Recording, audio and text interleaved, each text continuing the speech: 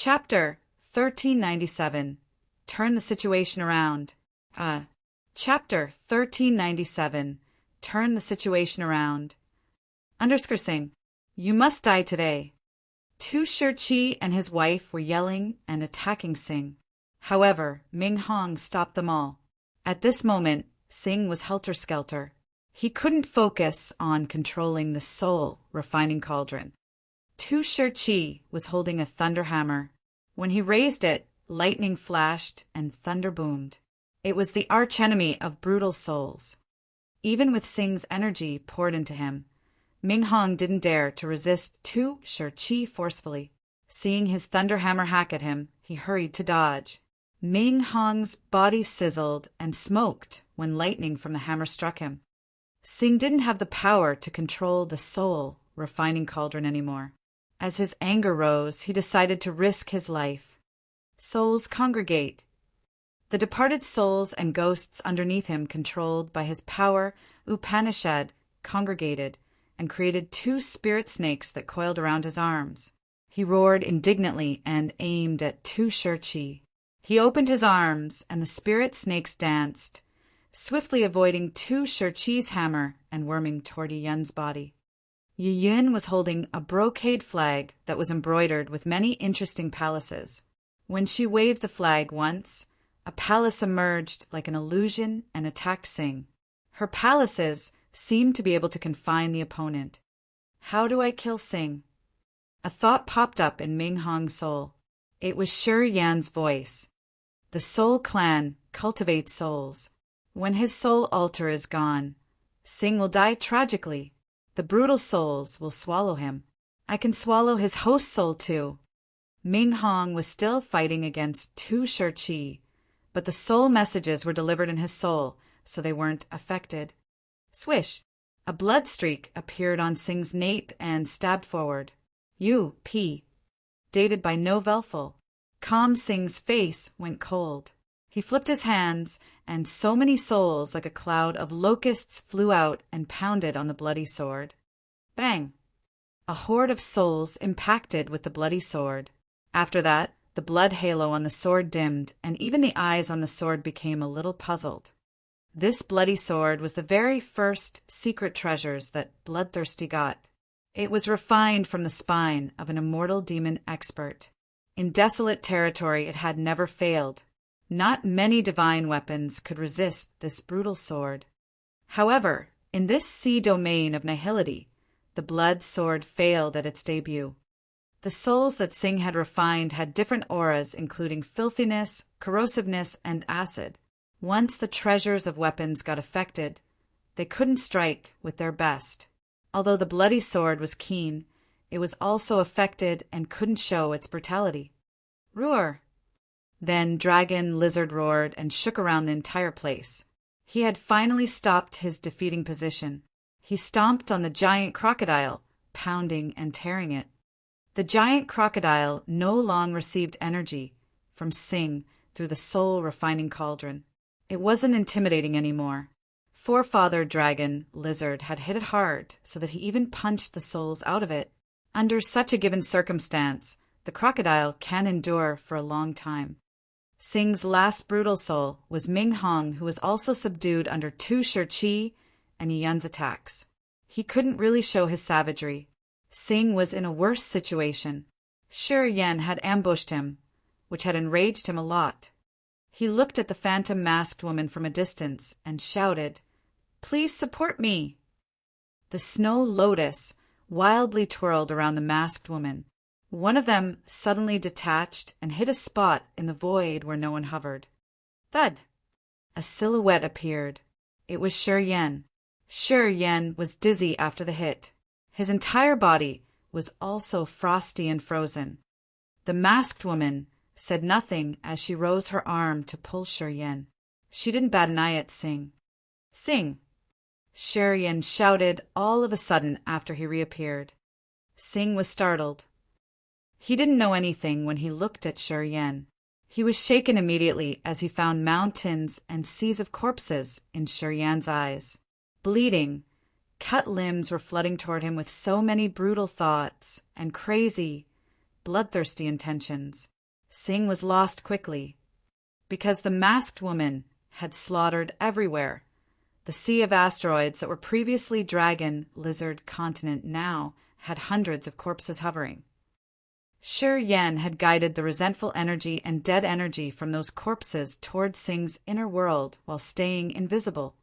If Sing was at his peak condition, he wouldn't have gotten ambushed because he also cultivated soul techniques. But Dragon, Lizard, and Tu Shih had wounded him when they fought underground. At this moment, all of his brutal souls had left his body, and Tu Shih and his wife were attacking him continuously. It was the time when he was weakest. Thus, the resentful energy from Shi Yan's eyes had finally smashed his mind and sent him into insanity. Tu Shih and his wife, Yun, had been waiting for this for a long time. Of course, they wouldn't let him slide away.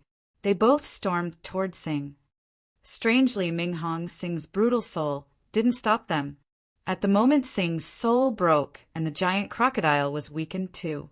Forefather Dragon, Lizard, seized the chance and hit it harder, making the beast scream unceasingly. Everything was deadly smooth. Tu Shih held the big hammer and battered on the crown of Sing's head. Sing's head exploded. The brutal soul Ming Hong was accumulating energy for another attack. He suddenly and heartlessly backfired Sing. He had seized the opportunity and swallowed Sing's host soul in one bite.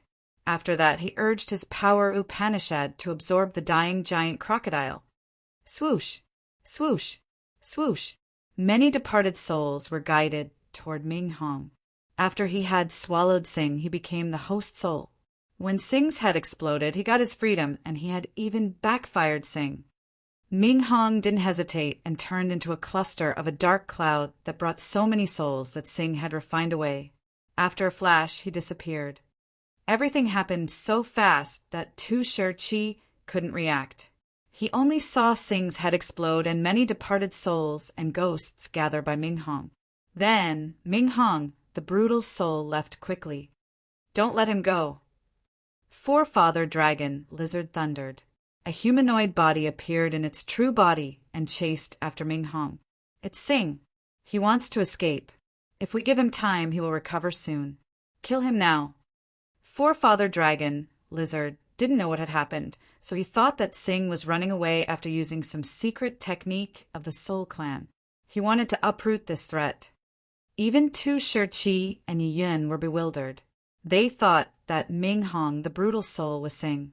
They could never think that he was just a brutal soul that had swallowed the host soul.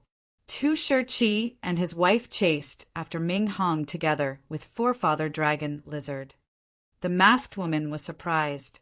She didn't know what was going on over there. However, she immediately turned to Shi Yan. Shi Yan felt cold. He immediately moved further away without any hesitation. While his thoughts changing, the space around him rippled. He wanted to gather with Audrey and Evelyn's group. However, as he was about to change his direction, his visage changed. Shi Yan saw Ming Hong flying toward Audrey.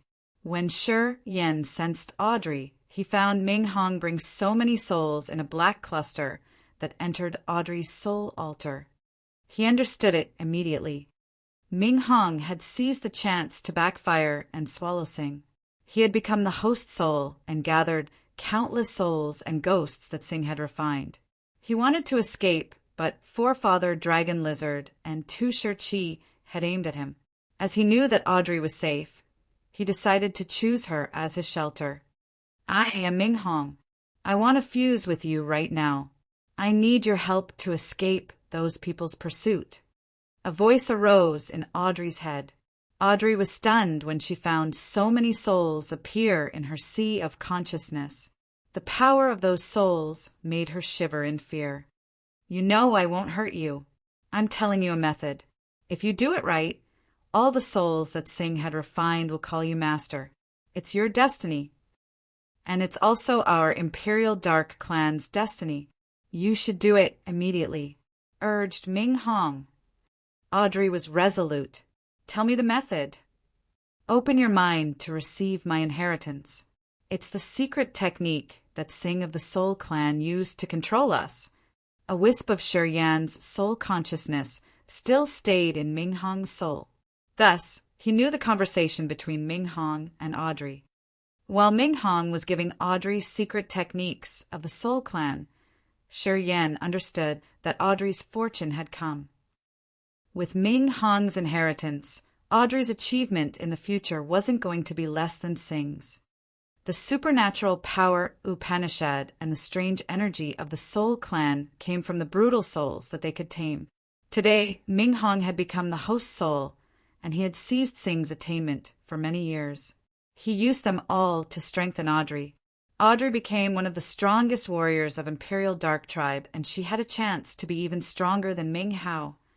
It accelerated to this because Forefather, Dragon Lizard, and Tu Shirchi were chasing after Ming Hong. They thought that he was Singh, so they weren't going to let him go. Only fusing with someone could save him from this fatal pursuit. We will separate now. Let's meet at the Sea of Annihilation. The Phantom Clan woman is after me. I'm afraid that Forefather Dragon Lizard also has some dark scheme for me. I'm leaving now. You're staying in a spatial blind spot. Don't move. After you've fused with Ming Hong, find a chance to leave. Shiryan's soul message echoed in Audrey's and Ming Hong's souls. After that, he unilaterally cut off the connection. Then, Audrey couldn't get distracted. She had to fuse with Ming Hong's soul, so she wasn't free to do much. The masked woman was chasing after Shiryan, and he couldn't find Forefather Dragon Lizard and Tu Shirchi to ask for help. Shiryan was afraid that Forefather Dragon Lizard would act like Singh and the masked woman. They wanted his soul to get a chance to break through to territory Ancestor Realm. Thus he had to leave now. Using Heavenly Fantasy Star Compass, he continuously urged the space power Upanishad to cross through the voids in just a blink of an eye. When the warriors with space power Upanishad wanted to run away, they had advantages that no one could compare to. At this moment, he was using these advantages and moving like a beam of starlight that people couldn't locate. He flashed and then disappeared, shifting through different spatial blind spots or corners. It was really tough for the masked woman of the Phantom Clan, even though she had reached peak of a mortal realm. She had to use a lot of efforts and energy to locate Shiryan. Her spirit, soul, and chi had been massively used. You can't hide. She gritted her teeth and hated Shiryan to her core. She had even hurt her soul to find Shiryan. She had to reduce him into ashes. Chapter 1398 Soul as the Sea. Chapter 1398 Soul as the Sea. On a brown-gray asteroid, Audrey sat with her eyes closed. The fierce soul energy rippled through her. Evelyn's, Adams, and Masha, the three members of the Heavenly Eye clan, gathered by her, their faces stern. They were hesitant on whether they should help her or not. They had witnessed the moment when Ming Hong, the brutal soul, entered Audrey's brain. They also saw so many dark clouds get into her body. At this moment, Audrey's soul energy was fluctuating strangely. They knew that something was wrong. They thought that Audrey was possessed. Singh had tamed that brutal soul. He has Singh's power Upanishad, said Evelyn's when he was about to accumulate energy and attack Audrey. I'm afraid we're not an equal opponent to that brutal soul. Adams wore a panicked face. He turned around to watch and was startled. Oh, that's Forefather Dragon Lizard. In between the chaotic energy waves that stirred the sea of asteroids in front of them, Dragon Lizard's humanoid clone, Tu Shirchi, and his wife Yiyun appeared. They were searching around with worried countenances. However, Audrey and the others were hiding inside a spatial blind spot that Shiryan had tried hard to find. Forefather Dragon Lizard and Tu Shirchi couldn't see them. Unless they quieted down their minds and used the soul consciousness to sense, they couldn't find Audrey's team in a short time. We can ask them to help, suggested Adams. Masha shook her head immediately. They will kill Audrey to end potential trouble. We can't do that. They didn't know that Audrey and Sher Yen knew Tu Shur-chi. What should we do? She can't resist the brutal soul. Once it possesses her body, we will be in trouble. Adams felt a flame burn his heart. He pondered and then said, "How about we leave first and ignore them?" "We could do that." Evelyn's hesitated for a while, but he agreed with this suggestion, because even if they stayed, they couldn't help Audrey, and the brutal soul could kill them later. "After the three of them leave, we will go. Otherwise, we'll get busted." Masha sighed and then looked at Audrey. "Sorry, we can't help you. You have to depend only on yourself. I hope you can escape the bind." Dragon Lizard, Tu Shur-chi, and his wife searched around the area and then left hurriedly. Adams and the other two didn't linger. They quietly left the asteroid. After they had flown away, they were stunned when they turned around. There was nothing behind them. It looked like the asteroid they had been sitting for a long time on didn't exist. They were speechless as they knew how special the shelter they had taken was. Also, they understood Sher Yan's profound space power, Upanishad, more deeply. Swoosh, swoosh, swoosh. Not long after they had left, Dragon Lizard and Tu Shur-chi changed their direction and returned to the area. Dragon Lizard immediately stood in their ways. He opened his mouth and sprayed a lava barrier, keeping Adams and the other two inside. Forefather Dragon Lizard looked at them with malicious eyes. He snorted and pointed at them while talking to Tu Shur-chi and his wife. "The brutal soul, which is Sing, has flown to this area. He must occupy one person to avoid our checking. We've searched around. This area has no aura of living beings. Only the three of them who had just gotten out of nowhere." Adams changed his countenance. "We rather kill the wrong ones than let the right one escape," shouted Forefather Dragon Lizard. Tu Shur-chi and his wife frowned. They knew that Adams and the other two knew Sher Yen and Audrey, but they also thought that Sing could hide in the soul of Adams, Masha, or Evelyn's. Although that brutal soul had run quickly, it couldn't get rid of them in just a blink, unless it depended on someone's soul. It had fused with someone to avoid their searching. Because of the Phantom Clan masked woman's massacre, the hiding warriors were all killed. In this dead, silent sea of asteroids, Adams, Evelyn's, and Masha had strangely survived. Forefather Dragon Lizard and Tu Shur-chi thought that if Sing could escape their searching, he must have entered one of these three. They didn't know that Audrey was still hiding in the spatial blind spot where they couldn't sense or see. "These three. Sai, never mind. You take care of them." Tu Shur-chi hesitated for a while. He looked begrudging, but he agreed with Forefather Dragon Lizard. They would rather kill the wrong ones than let the right one go. "Lava dissolves." Forefather Dragon Lizard hissed, and the lava barriers slowly gathered and covered Adams, Evelyn's, and Masha. The three of them cried mournfully. Adams knew that if he didn't tell them the truth, they would be killed tragically here. "No, no, no. It's not like that. No." Adams cried crazily. Forefather Dragon Lizard was surprised, and he lowered his voice. "What?" "We saw that brutal soul. He didn't occupy us. He didn't affect us either. The one he has possessed is right over there." Adams pointed at Audrey's location.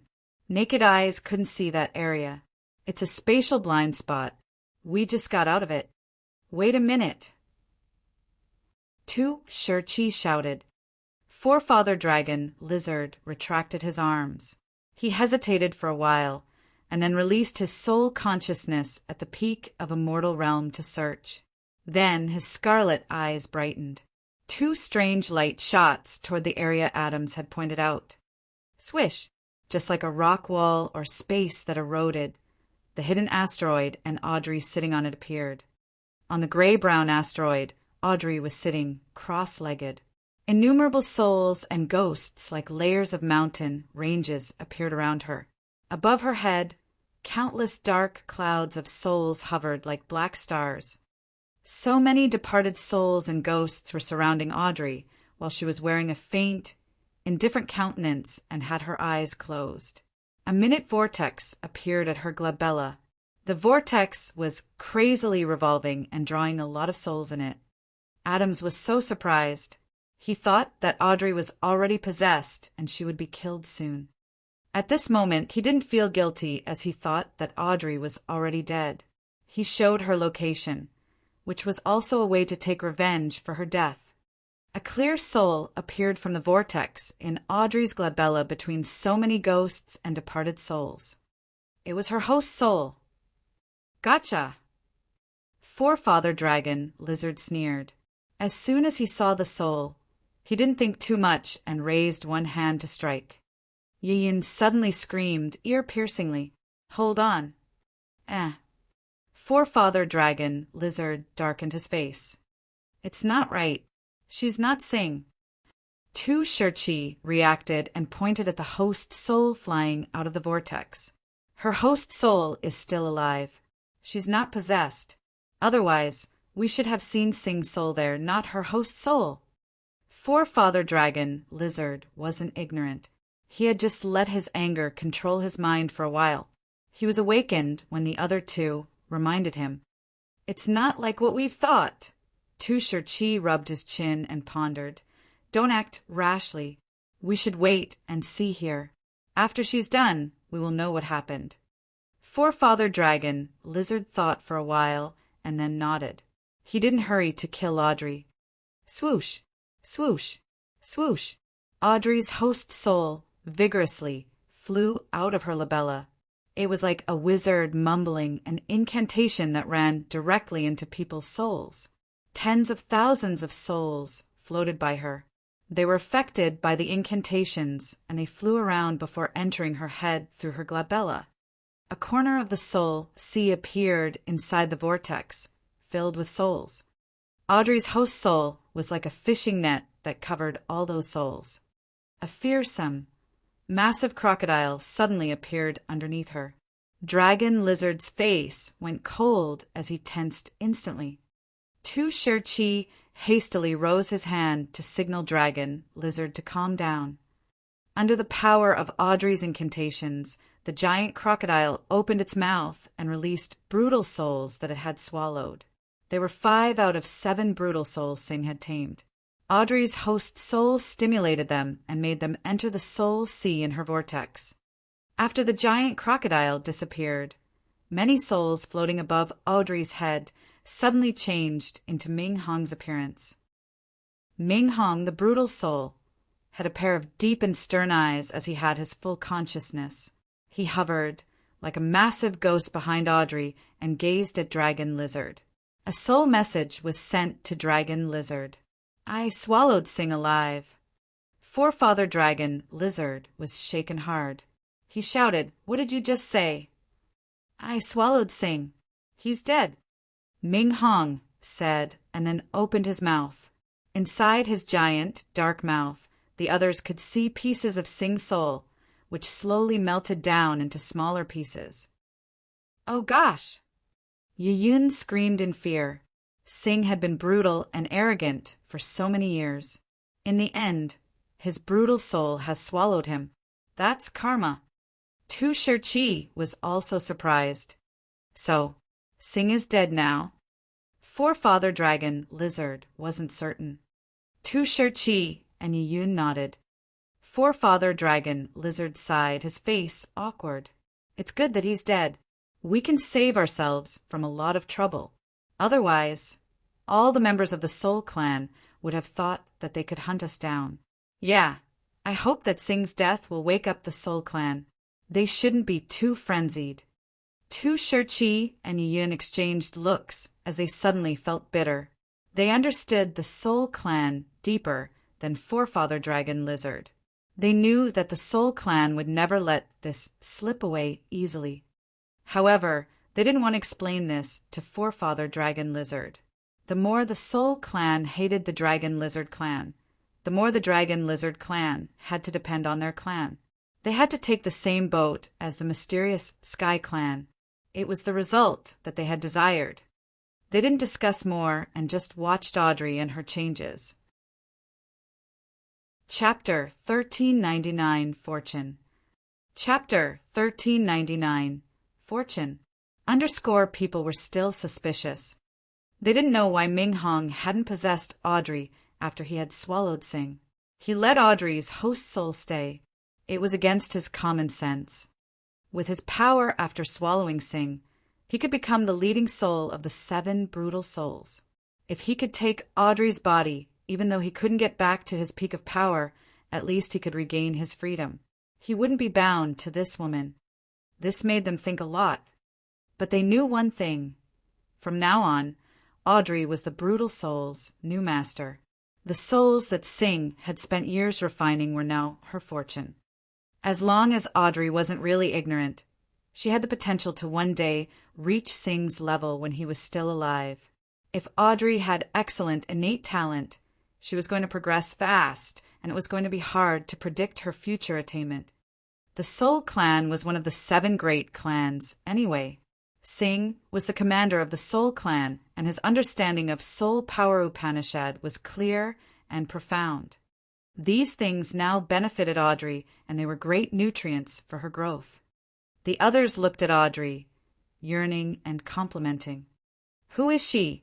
You know her?" Forefather Dragon Lizard understood and asked in astonishment.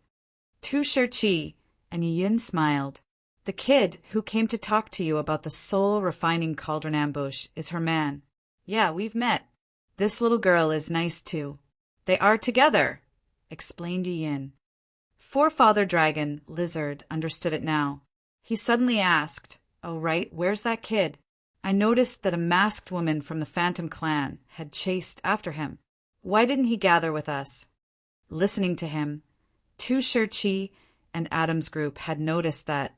However, after a while, Tu Shih-Chi got an explanation for this. "Perhaps he's afraid that you have some other ideas." Forefather Dragon Lizard understood immediately. After a while, Forefather Dragon Lizard shook his head with a forced smile. "I put my hand on my chest and wonder myself. If he were here, it would be really hard to make a choice. He is fused with a wisp of his soul of the absolute beginning creature. If I refined him, I'm sure I would have been able to activate the memory in that soul and get dark energy to break through to the territory ancestor realm. Sigh, I've been stuck in this realm for a long time. I've seen it in my dreams too. He's a key to my breakthrough. He's right. He should stay away from me. I wonder if he can escape that phantom woman. She's really intimidating. In some aspects, she's stronger than Sing. We can fight against Sing equally, but she can subdue us right from the start. If Shi Yen hadn't struck her, we would have been confined in the Snow Lotus now," said Yin. "Indeed, we owe him a favor," Tu Shih-Chi contemplated. "Then we should make it up with his woman. We should protect her while she's enhancing her realm and accommodating Sing's power. You guys take care of her. I'm going to find the soul refining cauldron. Perhaps it's still here." Dragon Lizard suddenly thought of an idea. "Don't waste your efforts," Tu Shih-Chi laughed. "The soul refining cauldron is a divine weapon from the absolute beginning era. If that Soul Clan expert dares to lend his cauldron, he won't be afraid of losing it. Don't think about it. The tamed divine weapon from the absolute beginning era can feel its master regardless of how far it is." Dragon Lizard hadn't given up on his idea yet. He ignored Tu Shih-Chi and flew toward his territory. The members of the Dragon Lizard clan slowly emerged from the caves in the Sea of Asteroids. When the battle began, Forefather Dragon Lizard had used his control power to Dragon Lizard Star to arrange them to safe areas to stay away from the battle. And now, after the battle had ended, Forefather Dragon Lizard called for his fellows. Those people received Forefather Dragon Lizard's orders and scattered to find the soul refining cauldron. They hoped to see this divine weapon from the Soul Clan. Forefather Dragon Lizard landed and closed his eyes to sense. Then he was shaken when he looked at an asteroid in the distance. That asteroid was shimmering. Although there was no one riding it, it was heading toward the Soul Clan. The asteroid had suppressed energy fluctuations as if they were a warning to anyone who had the guts to come near.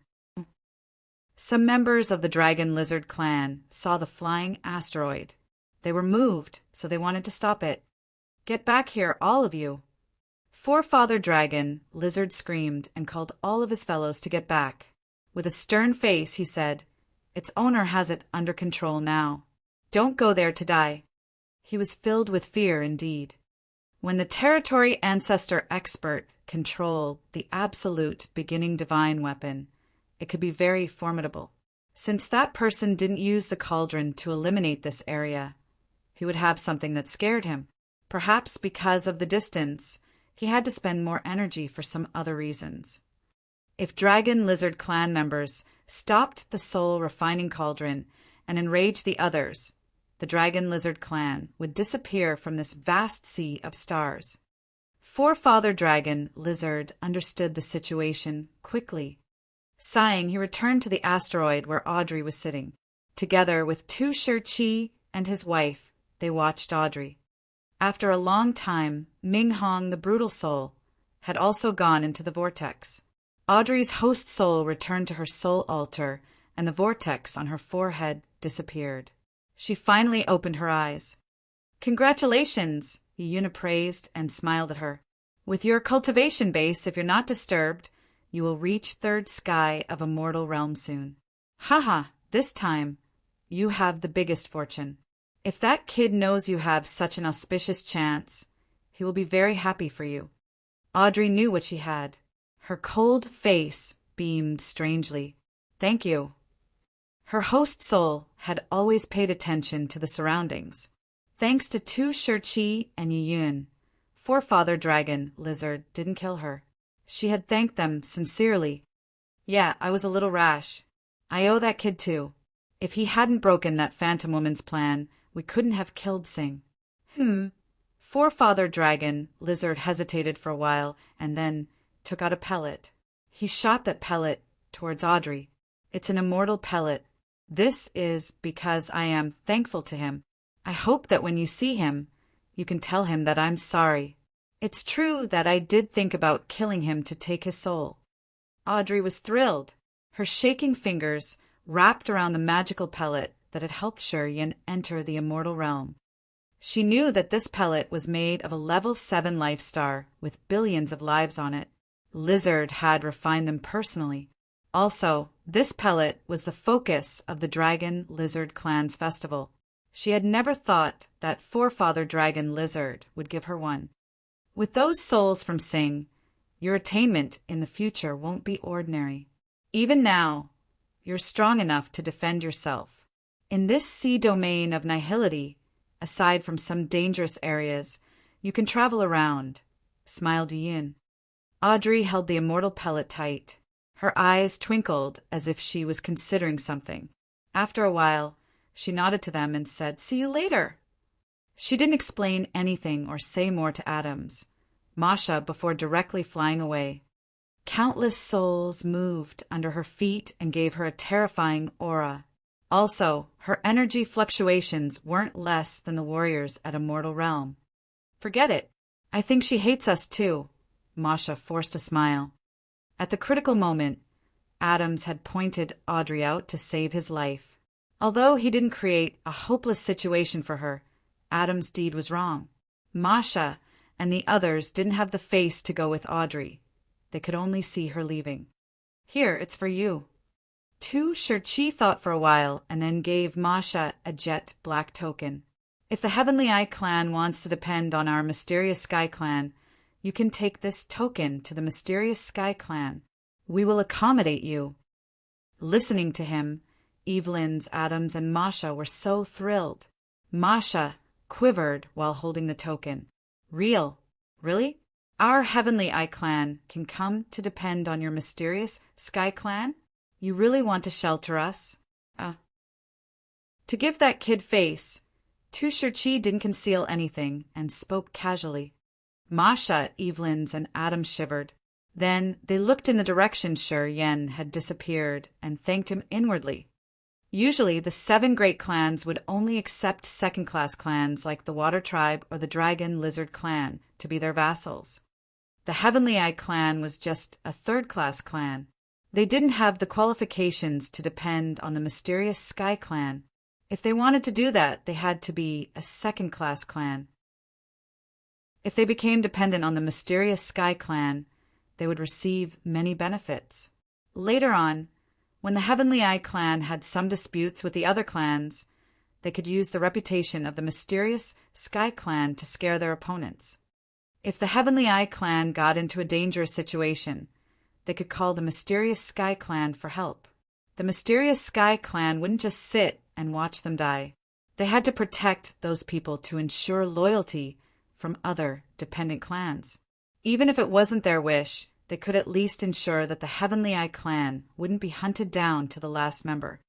Most of the Heavenly Eye clan's enemies were the third-class clan. With the mysterious Sky Clan as their background, it was going to be much easier for them to do many things. It had excited them more than having one immortal pellet from Forefather Dragon Lizard.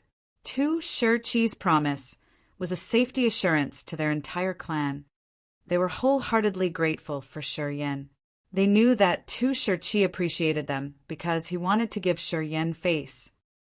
Just a small clan. It's okay if they want to depend on our Dragon Lizard clan. Why do you need to make it so big? Forefather Dragon Lizard and 2 Sure Chi landed on Dragon Lizard Star.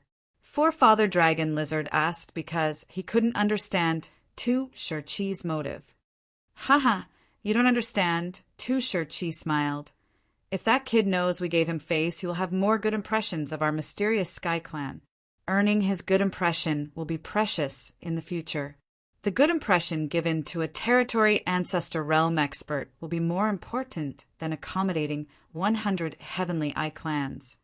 He still needs to experience a lot to reach the territory ancestor realm. I'm just afraid that he will be killed before he could even reach the bottleneck, snorted Forefather Dragon Lizard. Chapter 1400 Skull Island. Chapter 1400 Skull Island. Underscore at this moment, Sure Yen was on edge between life and death. Sure Yen had turned into a starlight beam and moved zigzag across the dark, cold sea domain of nihility. Sometimes he flashed and disappeared, crossing many blind corners of spatial blind spots. The masked woman couldn't figure out his location. Sometimes the starlight disappeared as if it had mingled with the void in this vast sea or stars, leaving no trace. He didn't dare to stop and rest for even a second. The phantom masked woman was like his shadow that never left him. Every time he slightly relaxed his nerves, the shadow approached instantly. A cold energy that chilled his heart seeped over from a long distance. After each minute, Sure Yen could feel the resentment and the murderous intention from the masked woman increase. The long pursuit didn't wear out her patience. It didn't make her think about giving it up. It only made her stronger. Mwahaha, little brother, don't run. Jia Jia promises to treat you well. You don't need to run across the entire sea. You are wasting your energy. Also, you're predestined to not be able to hide. How long can your cultivation base endure wasting energy? It'll drain one day. The masked woman giggled, her voice soft and tender. However, it was like a cold saber in Sure Yan's ears. The masked woman of the Phantom clan massively resented Sure Yan. Her laughter became more tender and charming with the hope of making Sure Yan relax for a while. An expert with exquisite space power Upanishad was a nightmare to chase. Sure Yan had a profound cultivation base. His power Upanishads, his resolution, his patience and vigilance were all outstanding. After this perpetual pursuit, the masked woman also admired him. She was astounded because of his toughness and the pure, abundant energy he had. Sure, Yen obviously had just reached the immortal realm. With his current realm and power, he should have been drained to death during this long pursuit. However, until now, Sure Yen was still vigorous like a dragon or a tiger. He didn't look like his power was about to run out. It surprised the masked woman a lot. She didn't know because of her massacre on Dragon Lizard Continent that many hiding aliens were killed. Sure, Yen had taken in their essence qi after they died. The reason why Sure Yen could endure the whole pursuit was because of the essence qi from the dead. His energy was still abundant, and his god power ancient tree was still crystal and sparkling. Anyway, eventually, the refined energy from his acupuncture points was almost drained. As he didn't have time to gather energy or cultivate, he had only consumed energy all the time. Even if he had more energy, he could use it all in one day. Sure Yen and the masked woman had come to the point where they competed with patience and endurance. When Sure Yen found no more energy from the acupuncture points, he immediately swallowed 2 congealing spirit pellets that Yun had given him. When the pellets dissolved in his body, a new flow of energy flooded him. He became vigorous one more time. At the same time, he intended to show his whereabouts. Then he tore the space curtain to teleport right after that. The masked woman looked so cold. When she found that Sure Yen was running out of energy, he suddenly refilled it. This struck her confidence hard. Sure Yen had stealthily attacked her on Dragon Star Continent. The world-within-world explosions had damaged her snow lotus and consumed a large amount of her energy. After a long pursuit, she had consumed a lot of her god power. If she wasn't in third sky of a mortal realm with profound and pure energy, she would not have endured until now. She wasn't content with this chase. Being an expert at the peak of a mortal realm, she was using her best power to chase after a small warrior who had just entered the immortal realm. If she didn't succeed, it was going to humiliate her for the rest of her life. Thus, even if she had to endure more wounds, she still gritted her teeth to endure. She had to capture Sure Yen and then torment him to death. Sure Yen began to worry. The 2 congealing spirit pellets were his last methods. After he had used up the energy from the 2 pellets, he had to depend on the energy in his god power ancient tree to continue running away. Along his way, he needed to use a huge amount of energy for each teleport. If he didn't have the energy from the acupuncture points, he would have been drained to death already. Thus, seeing the masked woman chase behind him, he had to teleport all the time. If he didn't, she could catch up to him quickly. Feeling the god power draining, he knew that he couldn't dodge this kappa. It was just like what the masked woman had told him. When the Phantom Clan masked woman knew he had dark energy, she wanted to recruit him and make him the male guest of her Phantom Clan. However, as soon as she found that he had a wisp of a soul of an absolute beginning creature, she changed her mind. Just like Dragon Lizard, she was at the peak of a mortal realm. She just needed to control dark energy to break through to territory ancestor realm. She just needed to kill Sure Yen and then refine him to stimulate the absolute beginning creature soul. That's how she could seize the chance to enter the territory ancestor realm. It was much more attractive than taking him to the Phantom Clan and making him their distinguished guest. No matter what, Sure Yen had to run continuously. Otherwise, he would be killed and refined. The sea domain of nihility had countless asteroids, broken pieces of stars, cosmic dust, and debris everywhere. Sure Yen could see many pieces of broken continents. A massive island was flashing and floating in the dark void ahead of him. That island was pale white. When it emerged, it had some kind of energy that made it hide one more time. Sure, Yen had good senses to capture strange things. He pondered and then accelerated toward that island. Piercing through a thick layer of pale white mist, he appeared in the atmosphere of the island. Shortly after, the gravity that was hundreds of times stronger applied to him. He felt grumblingly like a meteor on the island. He dug a cave on the island.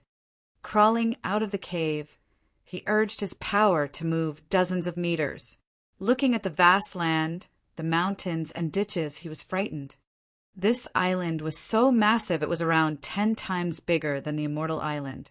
At first glance, the entire island was filled with wild bones. Yen could see humanoid skeletons, beast skeletons, and alien skeletons. Most of them weren't complete. They were smashed into pieces and scattered around the island. Vaguely, some of them had created some sort of formation. When Yen was observing the surroundings, the masked woman from the Phantom clan reached this island. The island looked different in her eyes. She concentrated on it and found the entire island a massive skull moving in the void. It had 2 hollow eye sockets and a massive mouth, which were 3 bottomless caves. Dated by Novelful. The massive skull island shook and released strange and evil waves of energy. It looked like the skull was adjusting something to prevent people from seeing it. The Skull Island of the White Bone Clan. The masked woman was surprised and hesitant.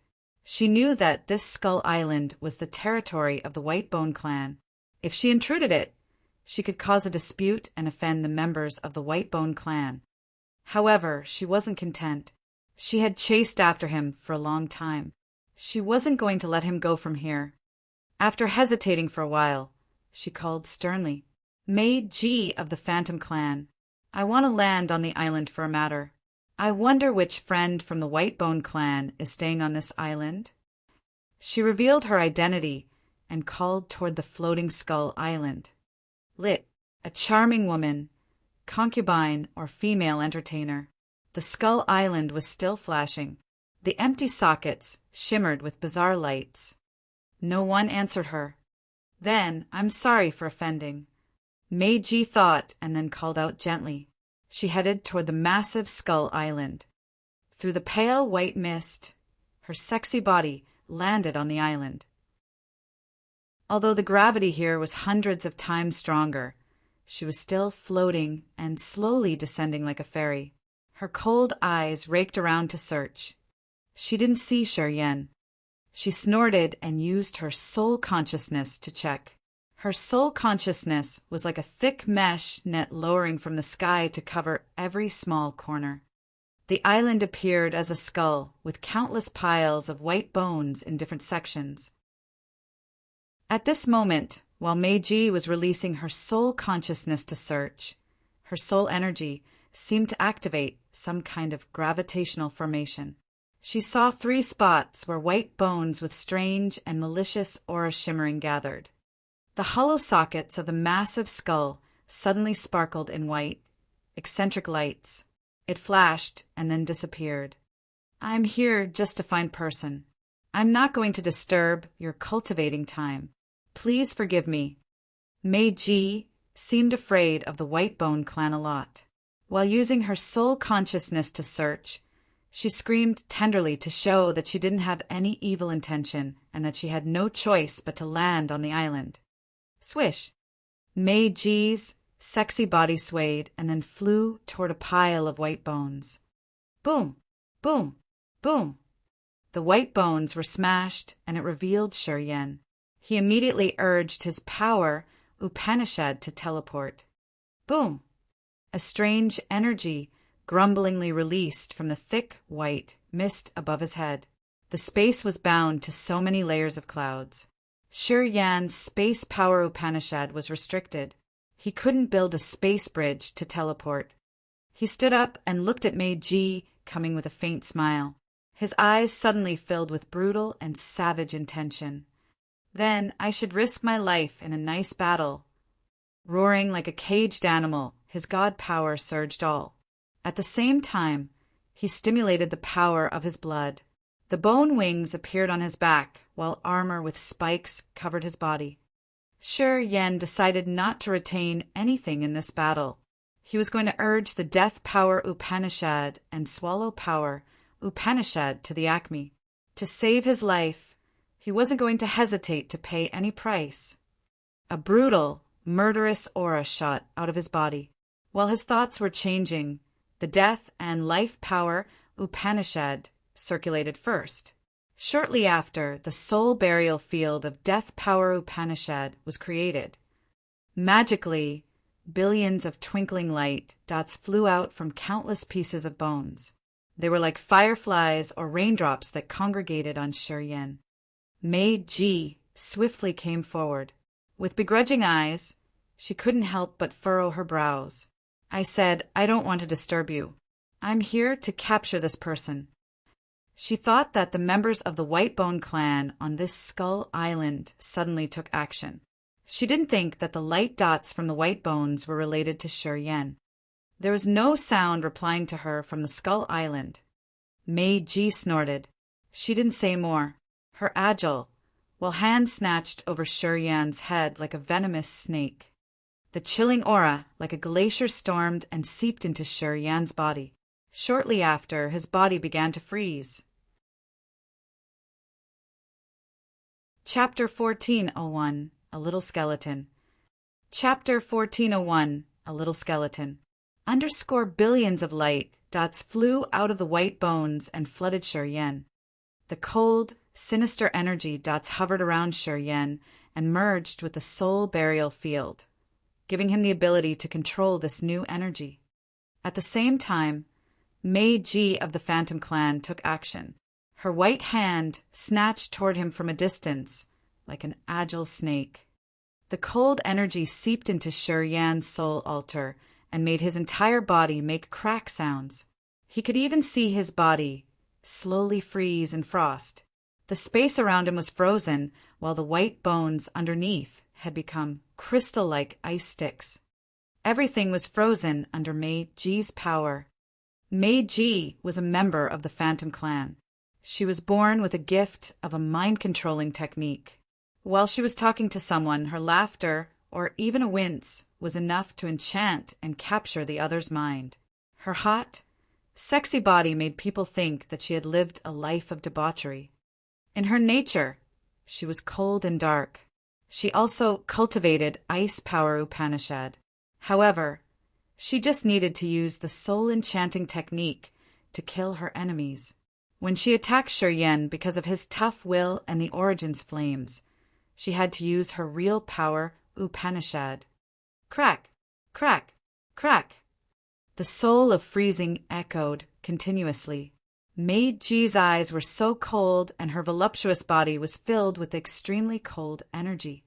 Sizzle, sizzle, sizzle.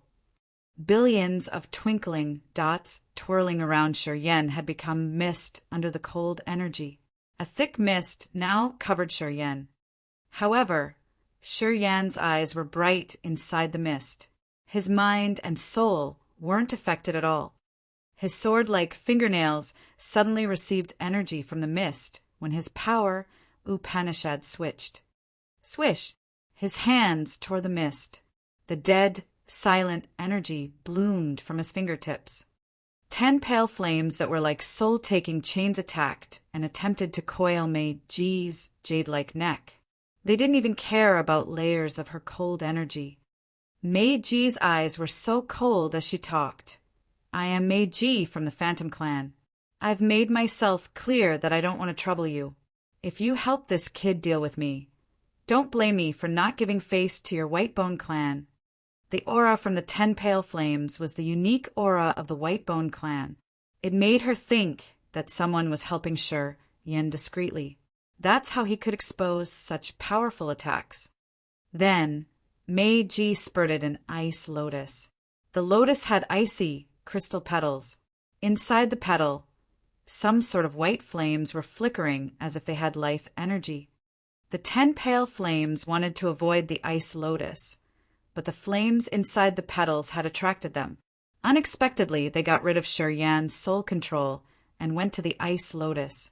The ice lotus then clinked and murmured like Kia running stream.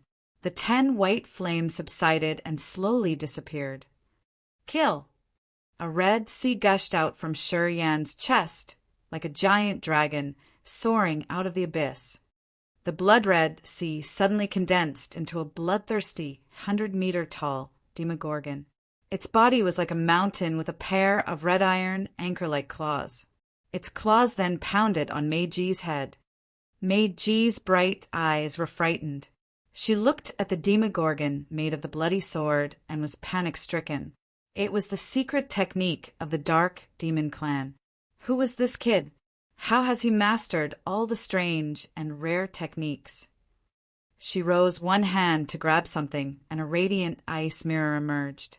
The ice mirror reflected countless icy light beams that shot away like ice sabers. The giant claw of the Demogorgon slashed on the ice mirror. A loud clang boomed, but the ice mirror stood still. Meiji didn't look at the mirror. Her snake-like body twisted a little. Then, all of a sudden, the ice walls were conjured beneath, above, and around Shuryen, pressing on him and confining him. A lot of tricks. You have dark energy, but you don't know how to use its real power. Otherwise, it would not be easy to capture you at all. Meiji sneered and walked toward Shuryen, placing one of her ivory hand on the ice wall. The cold energy increased several times. The ice walls were now connected to each other, forming a cube where Shuryen was frozen inside. His skeleton, body, nerves, consciousness, and even his train of thought stopped. His soul altar was freezing altogether. He became an alive ice sculpture. Meiji looked content. She exhaled in relief and then mumbled, "My job is done here. I won't bother you more. Friend, if you have time to visit the Phantom Clan, Meiji will welcome you personally." She looked at the clear void of the Skull Island and used her Phantom Clan's etiquette to bow and bid farewell. Afterward, she placed one hand on the massive ice cube and was about to leave the Skull Island. After she had left this place for a long distance, she was going to slowly refine Shuryen, which would give her a chance to enter the Territory Ancestor Realm. While she was about to leave, if someone could see from the outside, he would see a faint halo on the hollow sockets of the Skull Island. The skulls seemed to wake up and regain life. Swoosh! Swoosh! 2 snow-white bone dragons around hundreds of meters long flew out of the skull's hollow eye sockets. The dragons were covered with white bones. Their eyes and the heads had strange and precious stones inlaid in their white bodies. As soon as they flew out, they aimed at Meiji. One of the snow-white dragons opened its mouth to gush out a deep green stream that smelled sour and pungent. Apparently it was extremely toxic. The other dragon fluttered its bone wings and created 2 tornadoes with Meiji as their target. Meiji felt cold inwardly. She couldn't help but scream. Our Phantom Clan and your White Bone Clan have never offended each other, but you're attacking me. Do you want to start a dispute between our 2 clans? There was no answer from the Skull Island. Meiji took a deep breath. She pulled herself together and became so stern. She had to drop Shuryen down first. The dangerous aura that the 2 white bone dragons had given her wasn't less than Tusher Chi and his wife. Moreover, she knew that the bone slaves that the White Bone Clan refined didn't suffer from pain or death. They could even destroy their own bodies. They were terrifying puppets indeed. If she was at her peak condition, even if she had to grab Shuryen with one hand, she wouldn't be afraid of the 2 bone dragons. But right now, Shuryen's world-within-world shattering had damaged her on Dragon Lizard Star, and after a long pursuit, her condition wasn't really good. She didn't have even half of the energy she had accumulated. Thus, she couldn't keep Shuryen on her side and leave while fighting against another enemy. Shuryen was now an ice sculpture imprisoned inside the ice cube. His soul and body were all frozen. In his body, only one spot had energy that fluctuated. It was the tier of heaven flames. The sea of fire created by the heaven flames had never extinguished. It slowly burned and woke up his co-soul. They warmed and gradually awakened the frozen second soul. The 2 bone dragons stormed towards Meiji with a river of toxins and tornadoes. Meiji had urged her power Upanishad. The icy chi twirled around her. The ice sabers, icicles, swords, and even the snowstorm were conjured. However, she could only resist the 2 dragons. Her new fearsome mask was torn, and so were her clothes. Her glowing white skin that looked like shining jade was exposed. It was too bad that the dragons didn't take in or admire her marvelous, sexy body. Sure, Yen could do that, but he was still frozen. The massive, abyss-like mouth of the Skull Island strangely moved. A small figure crawled out of the mouth and jumped towards Meiji. After one jump, he could glide through the distance that even the bone dragons couldn't fly through. The bone feet landed grumblingly and shook the entire Skull Island. It was a little skeleton that was around 4 feet.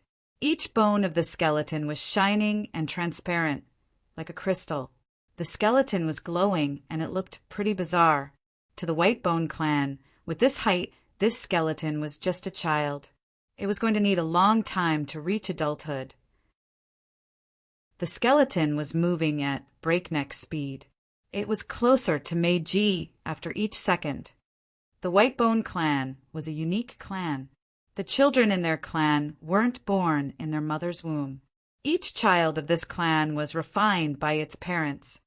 The parents would gather many pieces of white bone. The white bones formed the skeletons of the powerful creatures. Bone Pond in the White Bone clan was used to refine them. This process took hundreds of years or even 10,000 years. Taking in the energy from billions of pieces of bones submerged in the Bone Pond, a new child of the White Bone clan slowly formed. After the bone body was formed, its parents carried out soul intercourse, which would use their soul essence and energy to create a life seed. Then, that life seed would be planted into the bone body. After many years, the bone body and the seed fused together. Then, a new child of the White Bone clan was born. It was true that it was extremely tough for the White Bone clan to reproduce. It would take several thousand years, or even 10,000 years, to give birth to a child in the White Bone clan. As it was so difficult to give birth to children in the White Bone clan, of course, the newborn babies were very different from ordinary people. Normally, if the parents of the kid were powerful enough and they had prepared rare but precious bones for it, when the bone body was formed, it was already intimidating.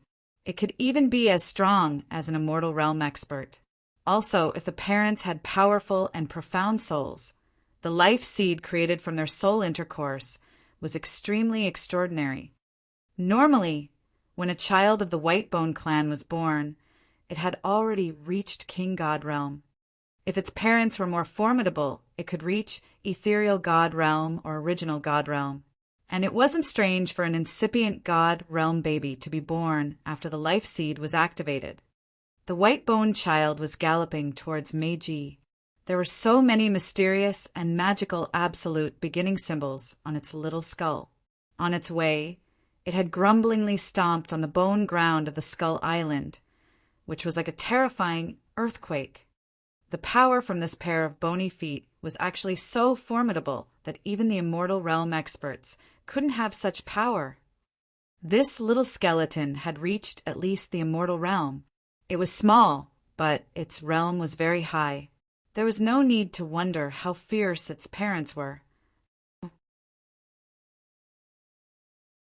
Chapter 1402, A Turn for the Better. Chapter 1402, A Turn for the Better. Boom. A small, white crystal skeleton descended from the sky and steadied between the 2 skeleton dragons. The bone dragons furiously attacked Meiji and suddenly retracted, crouching like 2 nice hounds by the skeleton's feet, their rolling eyes serval. Meiji was bewildered. Her bright eyes looked surprised. She looked at the little skeleton of the White Bone clan, her charming face extremely stunned. She knew how the White Bone clan members produced the next generation. She understood clearly that even if the White Bone clan parents were at the peak of immortal realm, they couldn't give birth to such a terrifying child. She could feel the tremendous energy from this little buddy from the White Bone clan. His energy fluctuated and made her heart beat anxiously faster. Meiji became frightened. She was so frightened when she looked at the Skull Island underneath. She became gingerly and didn't dare to act rashly anymore.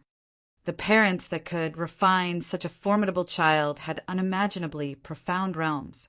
If this sort of character was on the island, they were likely the most powerful warriors of the White Bone clan. The white crystal little skeleton didn't have a bit of flesh on it. Its eyes were inlaid with star-like, precious gemstones. One of the two gemstones was white and the other was red. They separately released burning and freezing energies. As the skeleton was gazing at her, Meiji was scared. The small skeleton had a heart core, which was something unknown but illuminating. The heart core was the source of energy of the White Bone clan. It functioned like the god power ancient tree of the other races. It was really complicated to create the heart core. It was also related to the stimulation of the life seed and the materials needed to refine the child. The energy in this little skeleton seemed to be endless. Meiji thought that this kid was mysterious and dangerous at the same time. Crack! Crack! The two dragons smacked their jaws as if they were little puppies. They twisted their bodies to describe something to the little skeleton, and the bones on their bodies even shook. The star-like eyes of the little skeleton twinkled as it was listening to the bone dragons. Then it looked at Shuryen. Fire burst out of its eye. It was dazzling, and it immediately aimed at the ice cube. The ice cube created by Meiji's cold energy was like snow that was roasted on a fire. It melted down immediately. Sure, Yen resumed his spirit and body functions. He looked at the small skeleton and screamed in fear. With his profound power Upanishads, he could have a precise understanding of lunar stars and solar stars. The white and red eyes of the skeleton were the lunar nucleus and the solar nucleus, respectively. Yen could feel the hot energy from the red eye, which was not less than the combination of 10 suns. It was extremely formidable. He believed that if this little skeleton detonated the solar energy in its left eye, it was enough to burn hundreds of life stars into ashes or turn immortal realm experts into charcoal. The intimidation of that scorching energy had frightened the heaven flame inside his brain. Under such a look, he felt his blood evaporating, and the other was controlling its power precisely. Similarly, the right eye of the little skeleton was made of a lunar nucleus. It was cold and filled with een and some marvelous powers. He's the enemy that I have to kill. Child, are your parents here? I am Meiji of the Phantom Clan. I don't want to create any misunderstanding with your White Bone clan. I was wrong when I've entered your precious land, but I was begrudging. Please. Meiji immediately used her soft voice to explain when she saw the little skeleton rescuing Yen from the ice cube. At this moment, her mask was torn and her clothes were ragged. Her delicate waist and creamy thighs were discernible. Her assets could boil any man's blood. However, it didn't work on the little skeleton as its eyes moved swiftly and focused on Yen. It didn't even mind Meiji's explanation. Yen was filled with surprise. He could feel the subtle and marvelous aura from the skeleton, which was creeping on him as if it was trying to pull the thread of his cocoon. This kid of the White Bone clan was using some special technique to check Yen's secrets. That strange energy moved around his veins, sea of consciousness and soul altar. Meiji's charming face grimaced. The feeling of being ignored made her feel insulted, as she was used to being the focus of the crowd. However, she didn't dare to do anything. She wasn't so sure if this little skeleton's parents were on this Skull Island, too. If they were, their realm was likely higher than hers. She couldn't recognize them, and she didn't have the power to resist. Asterisk, asterisk, asterisk, asterisk, asterisk, asterisk, asterisk, asterisk, asterisk, asterisk, asterisk, asterisk, asterisk, asterisk, asterisk, asterisk, asterisk. After a while, the little skeleton pointed at Yen while making some strange noises, as if it was talking about something. Yen was bewildered. He shook his head continuously. I don't understand. The memories of languages from the Heavenly Eye clan didn't contain this language. Apparently, the skeleton wasn't using a common language. Sure, Yen didn't understand anything.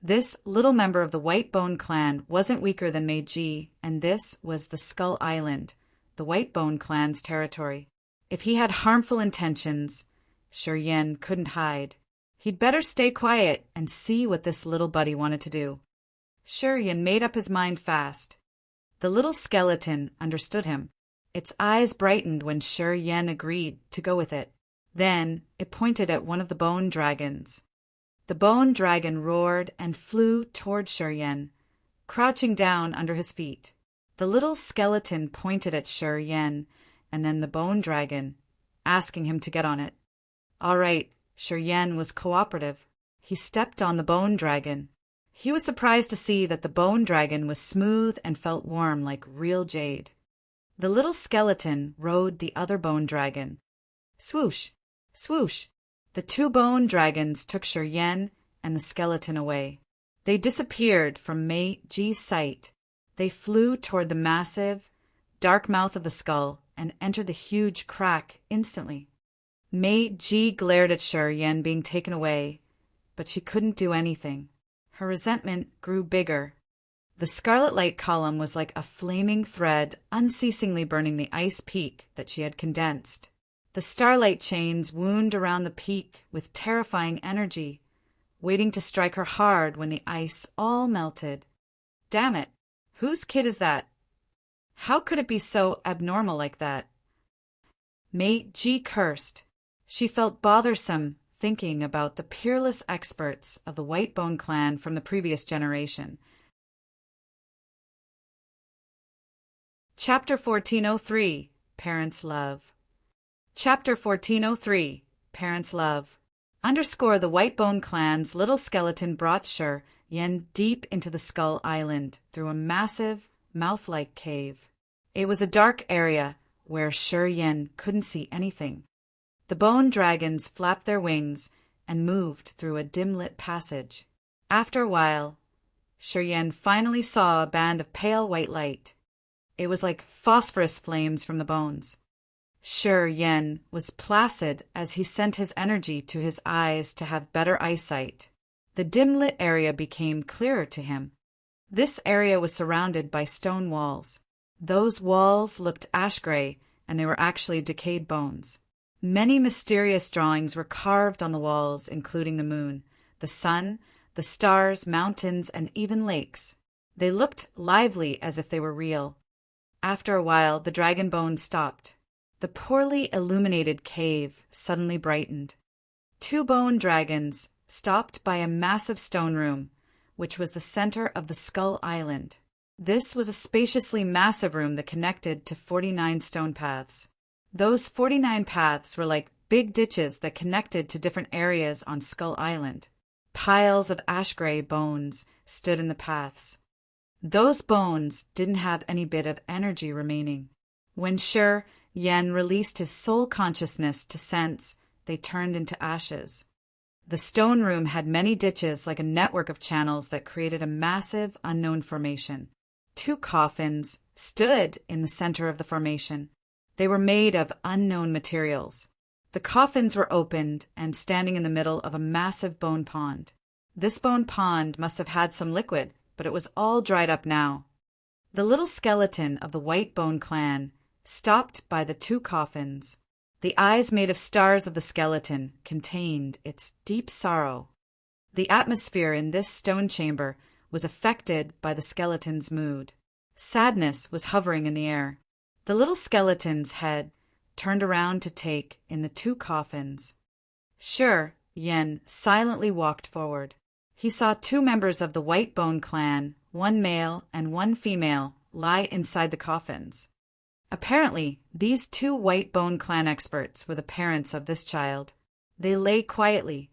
There was no aura or life energy fluctuation. Their bones were brown-gray, like bones that decayed for many years.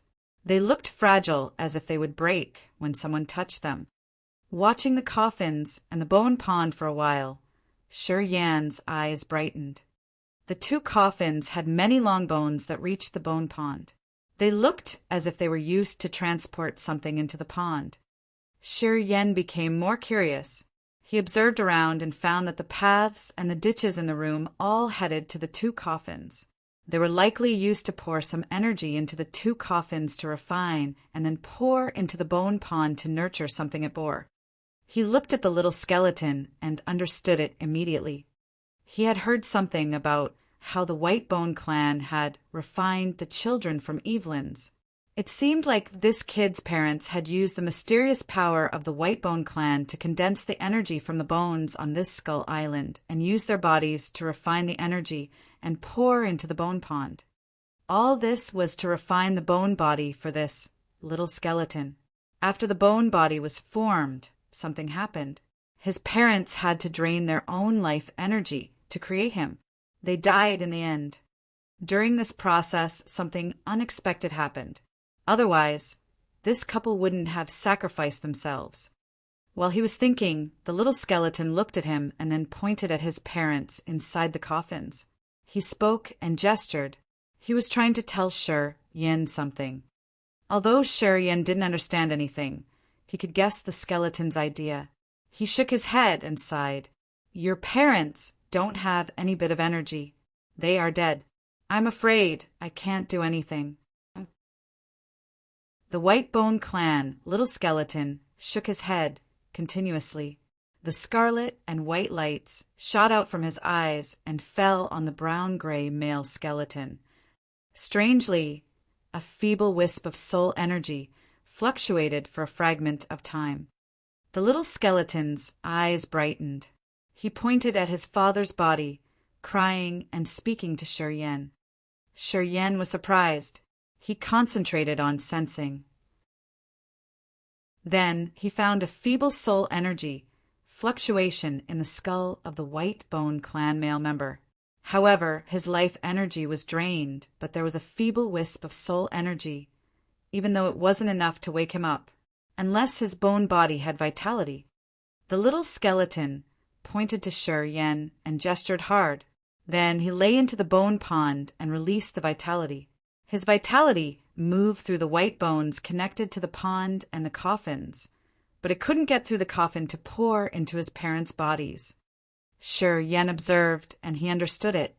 A strange feeling flooded him. The stone chamber inside this skull island was a peculiar formation of the White Bone clan.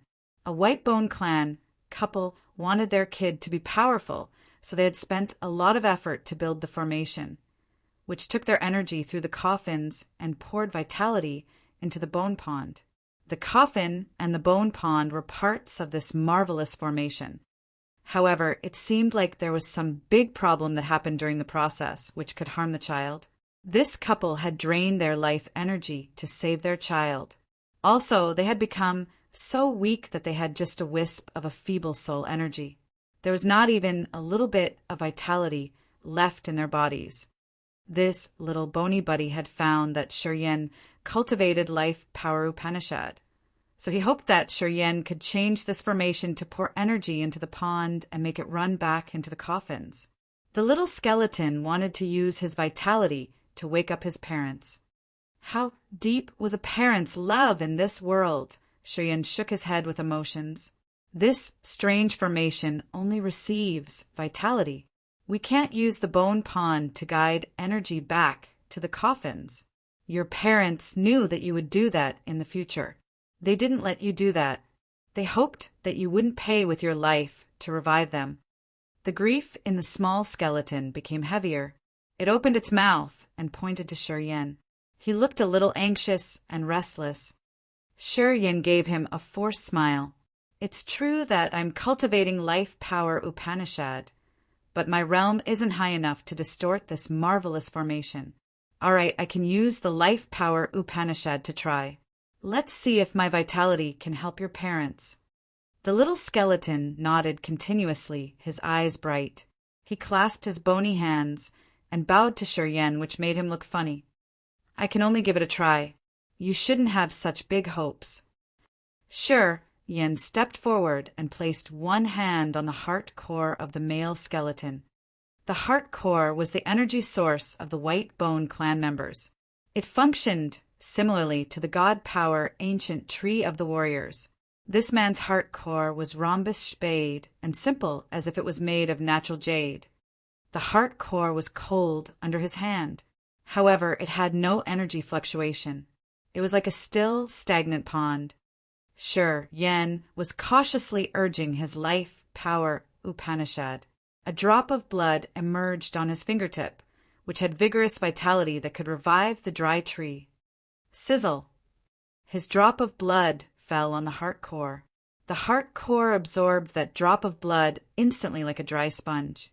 The heart core flashed, and Sure Yen heard a heartbeat. Right after that, the coffin emitted an immense white light. The ivory light moved through the bones connected to the coffin to the bone pond. The dry pond suddenly had some viscous liquid. Asterisk, asterisk, asterisk, asterisk, asterisk. The little skeleton cried painfully in the bottom of the bone pond. He looked so pitiful that he seemed to be going crazy. Sure Yen was bewildered. He hadn't expected that these parents from the White Bone clan only wanted to save their child before they died. The energy he had poured into the skeleton had followed the old path through the coffin to the bone pond. All they had done was for the little skeleton in the bone pond. They didn't even mind their lives. Sure, Yen came from another world. His parents had gone early. Although he had inherited a big fortune from his parents, he had never experienced this sort of sacrificing parental love. Ever since he had come to this world, he had rarely been touched. And today he was deeply touched when he knew the way the two skeletons in the coffins had used to protect their child. If we pour energy into the coffins, it will be poured into the bone pond afterward. To bring you to this world, they had sacrificed as much as they could. Sure Yen took a deep breath and then said, "We can't use this method. How about moving them out of the coffins, and then I will try again. What do you think?" The little skeleton balled his body in a corner of the bone pond. It was crying silently in pain and hopelessness. It was almost desperate. Hearing Sure Yan's suggestion, it pulled itself together, nodded to Sure Yan, and jumped out of the pond. They were about to move his father's body out of the coffin. Right when it was about to take action, the Skull Island shook hard. A furious energy fluctuation came from the area above Sure Yan's head. The little skeleton was extremely enraged. Hesitated for a while, it decided to go out and see. However, it was worried about Sure Yan, so it ordered the bone dragon to protect Sure Yan. Sure Yan was surprised. He didn't know that Meiji of the Phantom Clan could be so powerful to get rid of the confinement that quickly. Skull Island. A cold ice mountain peak was coiled by so many lights. A flaming chain was releasing scorching heat to melt the ice peak. The ice peak confined Meiji's graceful body. However, fear had filled her beautiful eyes on her charming, pale face. She looked afar. In the mist above her head, two silhouettes slowly landed. They were two old, dry men with thick corpse chi. They all wore strange green robes with a drawing of a mysterious black hole on the left chest. They were all lanky with deep green, spooky eyes and bluish-green skin. Their arms were strangely long, and they could reach their calves. However, their hands had only 3 fingers, which were as sharp as swords. The deep green eyes looked at Meiji like venomous eyes that gazed at a delicious prey. Meiji's visage changed dramatically. At first glance, she knew the 2 old men's identities. Shivers sent down her spine. Rumble, rumble. Right after they had landed, the Skull Island was shaken grumblingly. This powerful tremor was what Sure Yan and the little skeleton had found. Meiji didn't create this commotion. "A member of the Phantom Clan!" snorted one of the old men. He naturally strolled toward Meiji and mumbled to himself, "Oh, the unfathered kid has confined her. I am Meiji from the Phantom Clan, friends from Devouring Clan. I wonder why you are visiting this island. If you want to attack the White Bone Clan members on this island, we can negotiate." Meiji giggled. She honestly and passionately looked at the two members of the devouring clan, proactively showing her cooperative intention. Unfortunately, the other two didn't have the same idea. They suddenly attacked her. As soon as the old man approached her, he opened his mouth to spurt a python made of corpse chi. The python began to dig into the ice mountain from the foot. The ice cracked and broke as the python wanted to climb up and bite Meiji. Chapter 1404. The Real Origin of the Soul Inside the Ring. Chapter 1404. The Real Origin of the Soul Inside the Ring. The python made of corpse chi continuously nibbled the ice and cracked it from the foot. The white python then turned into a bright mist under the ice mountain and then seeped into the mountain. Shortly after, an arm-sized rope coiled around Meiji. Boom! Boom! Boom! The ice peak exploded. Countless ice rocks shattered. The meteor-like beams of light and the flaming chain turned into a flow of light that disappeared into the ground of the Skull Island.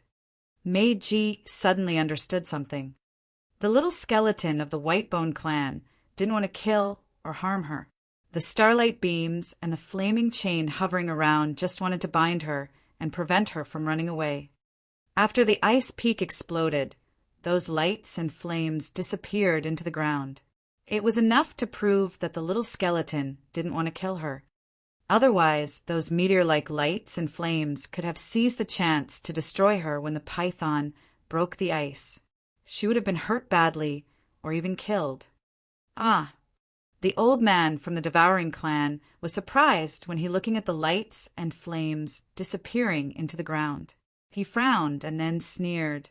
That illegitimate child is kind enough to not attack her brutally. It spared her life. Haha, it's good then. He gave me a good advantage this time. His shiny bluish face was like snakeskin. It gave a cold and evil impression. At this moment, he grinned fiendishly and lustily. His deep green eyes lingered on Meiji's sexy body. He gulped and laughed eccentrically. The women of the Phantom Clan are all heavenly treasures. Haha, she's at the same realm, AC. It's true that you can't stop your fortune when it comes to you. I'm going to make you a corpse slave and you will serve me every day. It's the best thing in the world. Excellent. The white python wound around Meiji's delicate waist, her round rear end, and her ample breasts. It squeezed her white, jade-like skin, leaving the red marks on it. This cruel, beautiful sadism could ignite any man's desire and burn their mind instantly. The two old men of the devouring clan had naked lust fill their eyes. The old man, standing further away, even had a boner in his pants. His blood chi was running chaotically. He couldn't help but let out a low shout. Bastos, give this woman to me. I want her for 10 years. After 10 years, I will return her to you. Just say that she's one of the payment you have to give to me this time. The green lines like venomous snakes were moving inside his pupils.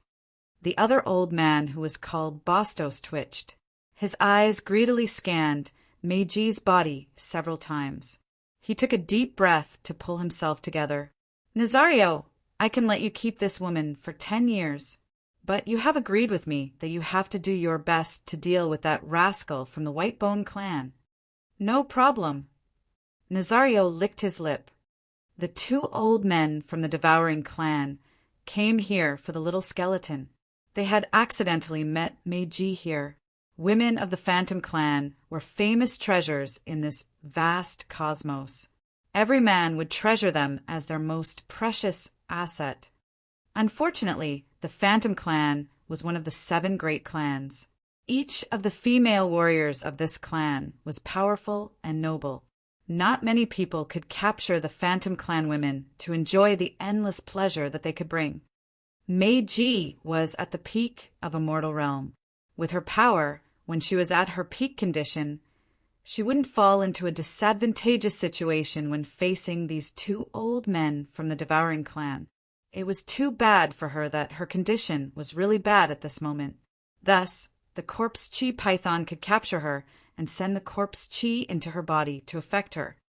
The corpse chi slowly affected her flesh and blood. She could feel her flexible body go numb and stiff. Whenever she tried to urge her energy and power Upanishad, the python squeezed her tighter as if it wanted to have her right at her waist. She gritted her teeth and felt so resentful upon listening to the two old men talk. As she opened her mouth to talk, the corpse chi flooded her mouth. Thus she decided to shut up. Meiji felt utterly insulted. She loathed the two old men, Shiryen, and the little skeleton too. She thought that if the other two didn't trick her with her full power, she wouldn't be afraid of these two sinister, vulgar old men. Thinking about the mantis green eyes of the two old men and their sharp fingers, which would possibly slide on her beautiful, soft body in the future, she got goosebumps. Her heart was filled with cold despair. She had made up her mind. If she couldn't find a chance to overturn this, she was going to use her power Upanishad to freeze her body and then self-detonate before the corpse chi invaded her sea of consciousness fully. Even if she had to die, she was never going to let herself fall to these two devouring clans' old men. She'd rather die than live like that. Swoosh, swoosh, swoosh. Flapping sounds arose. The two snow-white bone dragons had come back and appeared in Meiji's sight. Meiji's eyes brightened. She looked at the little skeleton and Shiryen riding the bone dragons with a hope for a new change to the situation. Child born out of wedlock. You can't believe I'm here for you, right? You hurt me last time. I have to spend a lot of time to recover. Today I'm not alone. I'm here with the power of two experts at the peak of a mortal realm. Let's see how you can protect your parents' bodies. Mwahaha, I've talked to Nazario. We will each keep one of your parents. After we refine them into corpse slaves, they will be powerful assistants for us to swagger. The devouring clan member called Bastos grinned fiendishly and eccentrically. His eyes raked through the skeleton riding the bone dragon. He didn't even give Shiryen a look. The aura on Shiryen's body was ordinary to him. While Shiryen hadn't emerged yet, he had already confirmed his realm and cultivation base. A first sky of immortal realm warrior in his eyes couldn't support the little skeleton. Is that him? Nazario subsided his tide-like desire to Meiji. He got himself together quickly. What did you find in our precursor's vestiges? Our precursor had been here a long time ago. At that time, the parents of this illegitimate kid were refining him. Our precursor wanted to seize the chance to kill its parents and make them corpse slaves. Unexpectedly, even at the final phase of their process, they were still very powerful. They attacked our precursor and wounded him badly. He had to run away. Not long after he left this place, he knew that he couldn't survive the damages. He had used his last drops of energy to create his cave mansion vestige, so someone from our clan could find it later. When Bastos talked about their precursor, he looked respectful as if he was slowly blowing the dust on a piece of their history. Inside the vestige, he told us about this secret. He even showed the location of this island. He said that the parents of this kid couldn't survive for a long time. He asked us to come and refine them into corpse slaves. It's to take revenge for him. He coldly looked at the little skeleton. 30 years ago, I followed the direction and came here. However, this bastard has already formed. I couldn't defeat it, so I had to run. I've spent 30 years recovering. That's why I came to you and asked you to join me on this affair. You can have one of its parents' bodies to refine your corpse slave. Pausing for a while, Bastos shouted, "The bone body of the White Bone clan, territory ancestor, realm experts. They're the best for creating corpse slaves. Once we can refine them, the voice of our branch in the clan will be more powerful. The bone body of the territory ancestor realm expert." Nazario's dark green eyes moved fast. He couldn't hide his greed. He looked at Meiji, who was under the python's attack, and then at the little skeleton. He grinned and nodded to the other. "I want that phantom woman and one bone body. You can keep the other body, and this little skeleton. Deal. Bastos agreed. They exchanged looks and laughed loudly as they felt so content. Sure, Yen wore a calm face while sitting on the bone dragon, even though a high wave was rising in his heart. They were two devouring clan members. The devouring clan was the race that Devour, the absolute beginning creature, had used his blood and flesh to create. It was one of the 7 great clans in this vast cosmos, and also the most mysterious and evil. Devour used to impart the devouring power Upanishad and the 8 great evil powers for this clan. However, throughout the perpetual time of inheritance, the devouring power Upanishad was lost. Even the 8 great evil powers were scattered and incomplete. Even so, in the sea domain of nihility and the other territories in this immense universe, no one dared to look down on the devouring clan. It was still one of the strongest clans. Devour was the archenemy of Desolate. Their combat had carried out for billions of years, and it hadn't ended yet. Desolate had created Bloodthirsty. When it was about to impart the power Upanishad to Bloodthirsty, Devour attacked it. Devour had successfully given Bloodthirsty the devouring power Upanishad and the 8 great powers. It made Bloodthirsty turn around to destroy Desolate's incipient extent and inevitably kill Desolate too. In the end, Bloodthirsty had used the supernatural and peerless talents to understand the power and backfire Devour. After that battle, Devour was shut down ever since. Bloodthirsty had built up Bloodthirsty Force, and with his extraordinary power, he had defeated Devour with devouring power Upanishad and the 8 great evil powers. After Devour had left to fight against Desolate, the devouring clan had gradually lost its inheritance. Quite the contrary, in Desolate territory, Devour's inheritance, the Bloodthirsty Force, had the complete inheritances of the power. It was a joke that the creator played on Devour. Today, seeing the 2 members of the devouring clan, Shi Yen closed his eyes to sense for a while. He was shaken hard. The secret that had troubled him for a long time was solved when he saw the devouring clan members. After Bloodthirsty was gone, the blood vein ring was divided into 3 parts.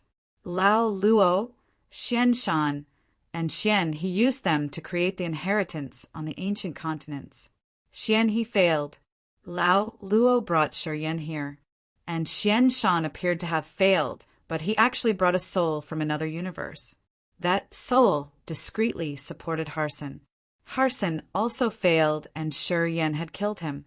That soul had swallowed the ring spirit and attempted to seize Shi Yan's body. And then, when Bloodthirsty's remains were gradually exposed, that soul had another evil thought. It enticed Shi Yen to gather Bloodthirsty's remains, so it could use his remains to resurrect itself. Sure, Yen didn't know where that soul had come from. And today, as he saw the members of the devouring clan, he realized the answer. Even though that soul had tried to hide it, its aura and vague appearance were very similar to the 2 members of the devouring clan in front of him. That soul came from the devouring clan in the sea domain of nihility. He understood the situation of the Bloodthirsty Force, and he knew the 8 great evil powers. That was why he could activate the mysterious formation on the island inside the Dark Abyss. Possibly, that soul was the backup plan that Devour, the absolute beginning creature, had preserved. Devour had used its power to bring a soul it had chosen from the race it had created. It wanted to make that soul the new master of Bloodthirsty Force, which was going to change the structure of Desolate territory and start a new round of battles with Desolate. Chapter 1405, Mysterious Een Corpseworm. Chapter 1405, Mysterious Een Corpseworm. Sizzle. Sizzle. The white python made of the corpse Chi tied Mei Ji as if it was an arm-sized rope. Mei Ji's body was hung in midair on the skull dragon. Countless corpse Chi wisps from the python were intruding her body while it kept hissing.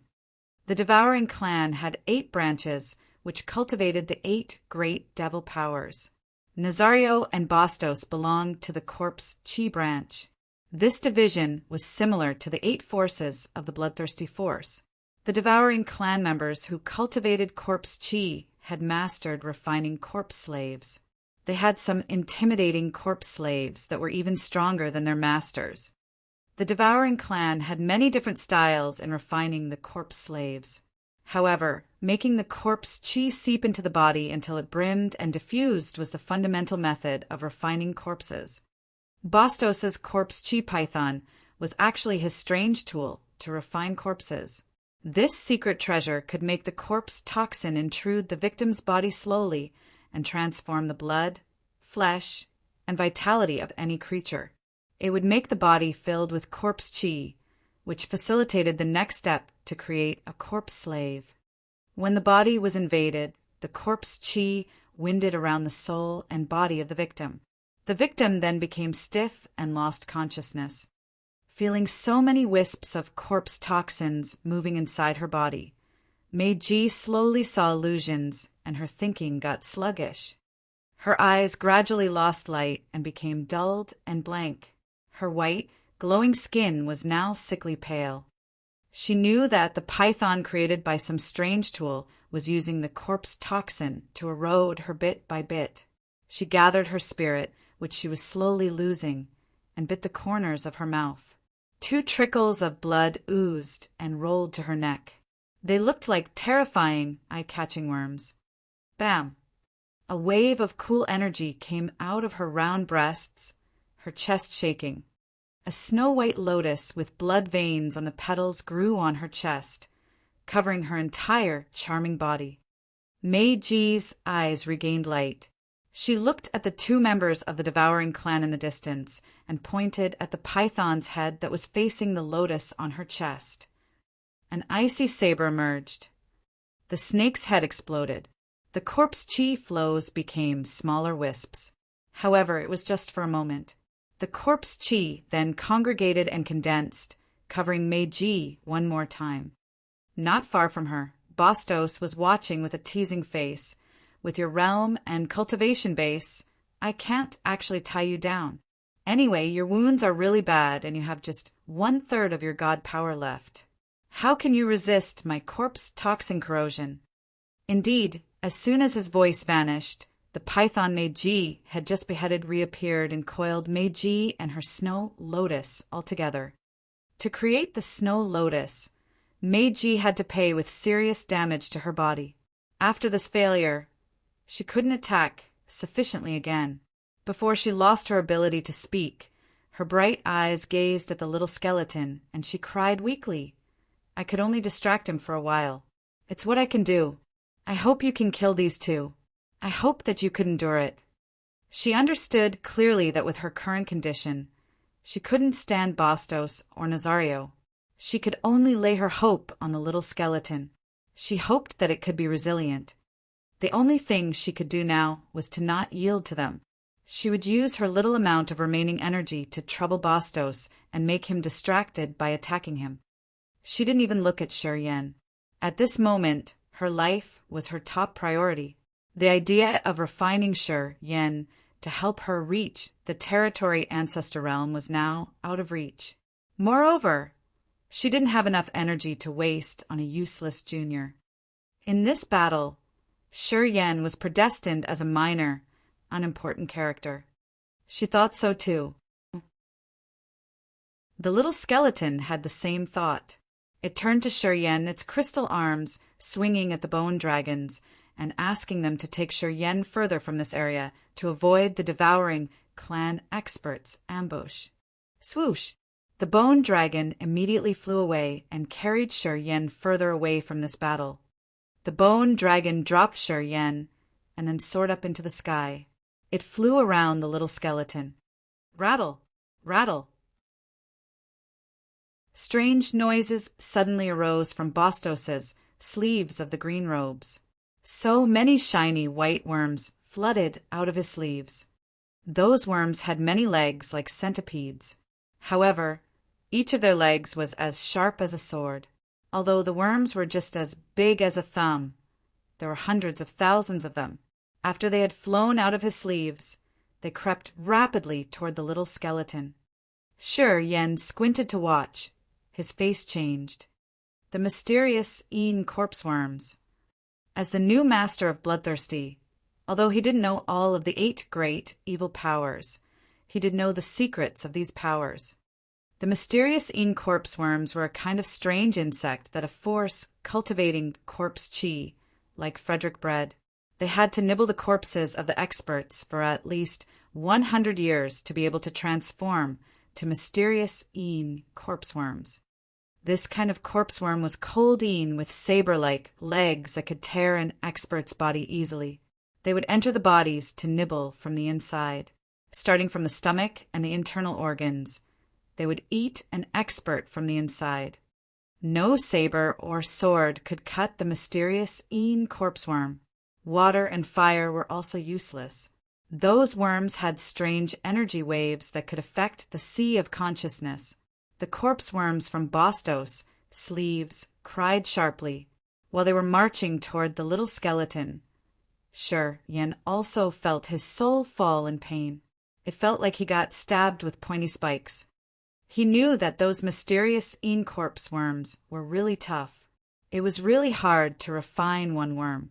They had to eat at least hundreds of corpses, and the expert had to refine them for hundreds of years. Each mysterious corpse worm was just as big as a thumb, but Sure Yen knew that they ate a lot. A worm could finish an entire warrior in 2 hours. Facing a wave of so many mysterious corpse worms, let alone ordinary creatures, even a giant beast of heavenly monster tribe couldn't endure them for long. The worms could even finish their bones. However, while facing the members of the White Bone clan, the mysterious corpse worms couldn't do much. The corpse toxins and flesh-eating worms were not effective against the little skeleton. The little skeleton stood in front of the bone dragons and watched the worms swarm. It didn't want to dodge at all. The toxin from the mysterious corpse worms, and the worms couldn't affect it at all. The skeleton lifted his head to look at Bastos, as if he was wondering why Bastos had done such useless attacks, which made him bewildered. "Haha," Bastos sneered. The palms of his hands suddenly glowed. The fingerprint light flew out from his hands and created something like magical curtains above the corpse worms. The 2 formations seemed to have an evil power that stimulated the mysterious corpse worms and made them insanely brutal. The worms hissed and risked their lives, swarming forward. The corpse worms covered the little skeleton instantly. The insect's crying and shrieking was so sharp that it could tear people's eardrums. Sure Yan's face was cold as he had to use the space power Upanishad to confine his area to protect himself from the harmful sound waves. When the terrifying shrieking arose, blood ran out of Meiji's eyes, nostrils, and ears. Her charming face became paler. "My corpse worms can only disturb its soul. They can't eat this skeleton. This bastard's bones are really tough. My corpse worms can't chew it. I need your power to kill it." After the little skeleton was covered in the pile of worms, Bastos took a deep breath and then turned to Nazario. "Of course. I'm here to give you a hand." Nazario nodded. He coughed and then strolled toward the little skeleton. Swoosh! Swoosh! The 2 bone dragons were enraged. They stormed over, biting and tearing to protect the little skeleton. Nazario looked calm as he touched his glabella. His incipient extent emerged from the crown of his head. Piles of bones like mountains appeared in an immense world. The vast, seething sea in the middle of that world contained something viscous, like liquid that oozed out from the corpses. Thousands of dismembered bodies from different clans floated and bobbed together with cut limbs, eyeballs, fingers, or even skulls in that sea. An eccentric fist-sized eyeball floated and drifted from the sea of corpses. From the corpse sea, countless beams of corpse chi condensed and turned into wisps of white air that poured into that eyeball. Nazario grabbed it and brought it out of his incipient extent. "Corpses crack." holding the strange eyeball facing the two dragons. Nazario shouted in the ancient language of the devouring clan. Crack! Crack! Crack! The two bone dragons suddenly had so many thick, fine cracks as if they were gashed by invisible blades. Boom! One of the bone dragons exploded, its bones shattering. Nazario frowned and avoided the pieces of bones from that bone dragon. He walked toward the small skeleton. The mysterious corpse worms in his way seemed to sense his intimidating aura. They scattered and gave him a narrow path that led to the little skeleton.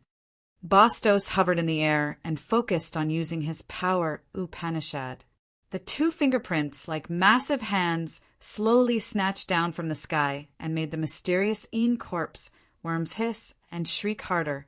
The soul-piercing shrieks from the worms had pressured the little skeleton, which created a chance for Bastos to crack the skeleton. Shir-Yen watched silently. He didn't take rash actions. He observed the moves of the two members of the devouring clan and their power Upanishads. When the others were about to kill the little skeleton, Shir-Yen changed his thoughts and a strange energy fluctuated that spreaded from him. He suddenly vanished like a wisp of smoke. When he reappeared, he was behind Meiji-Ji's sexy body. Meiji faced Bastos and Nazario.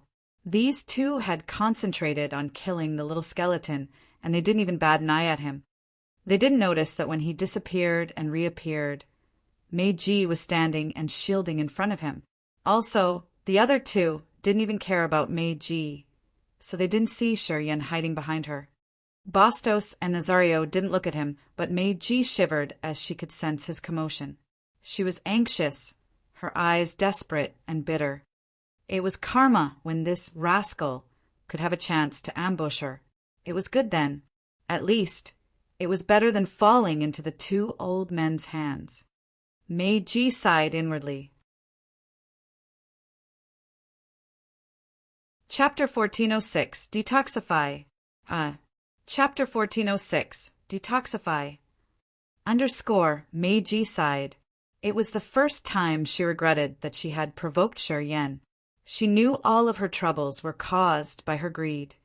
If she hadn't provoked Shir-Yen, she wouldn't have offended Forefather Dragon Lizard and Tu Shir-Chi from the mysterious Sky Clan.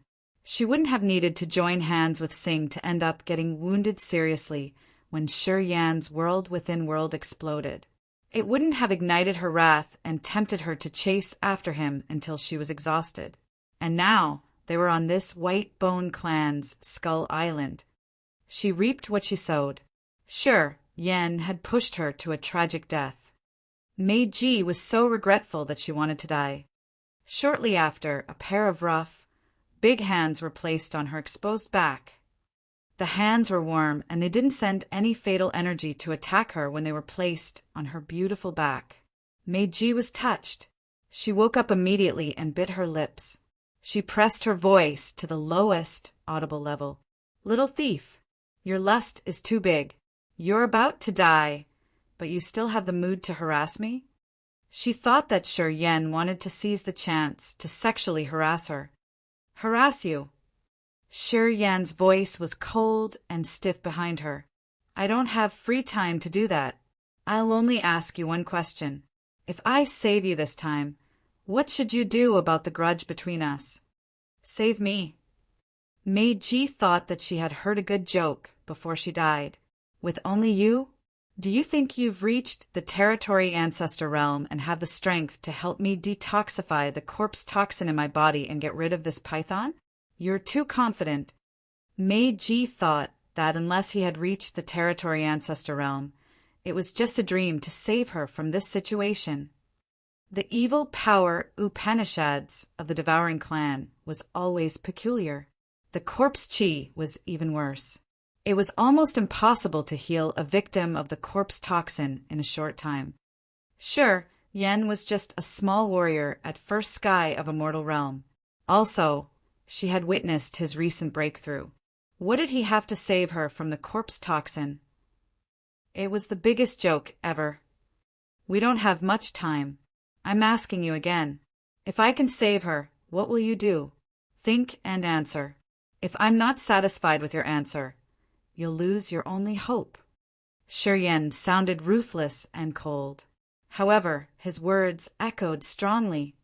Meiji didn't know whether she should cry or smile. She just thought that the kid behind her didn't know how high the sky was.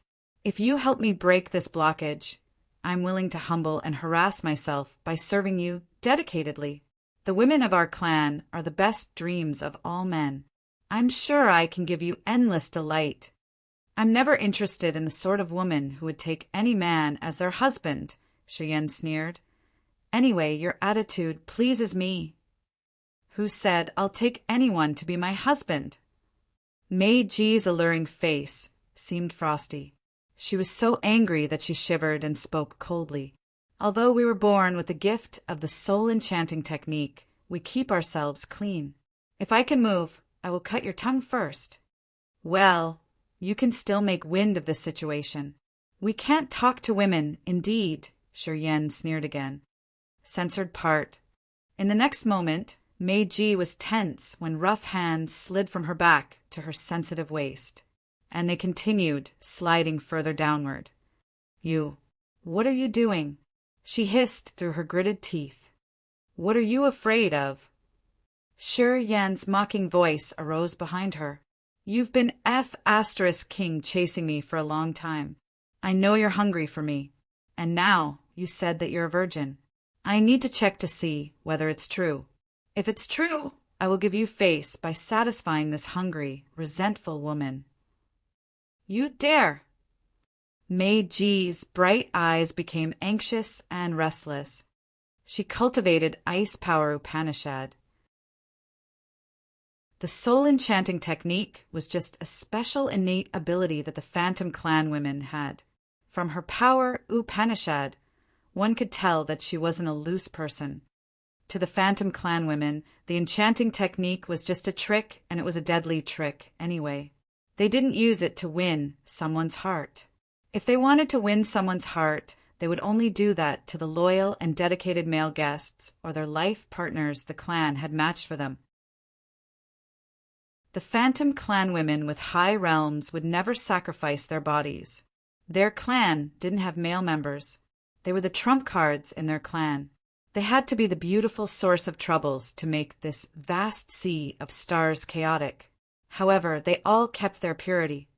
Meiji was this sort of woman. Shi big hands wandered on her back and butt cheeks. Under the soft, silky dress, they were moving toward the joint between her thighs. She was extremely frightened, and her flame of wrath rised torrentially. She couldn't turn her head around to see Shi. At this moment, his face looked ultimately grave. He didn't even have any vulgar intention, as sweat beaded on his forehead. His hand slowly reached and placed on Meiji's most mysterious area.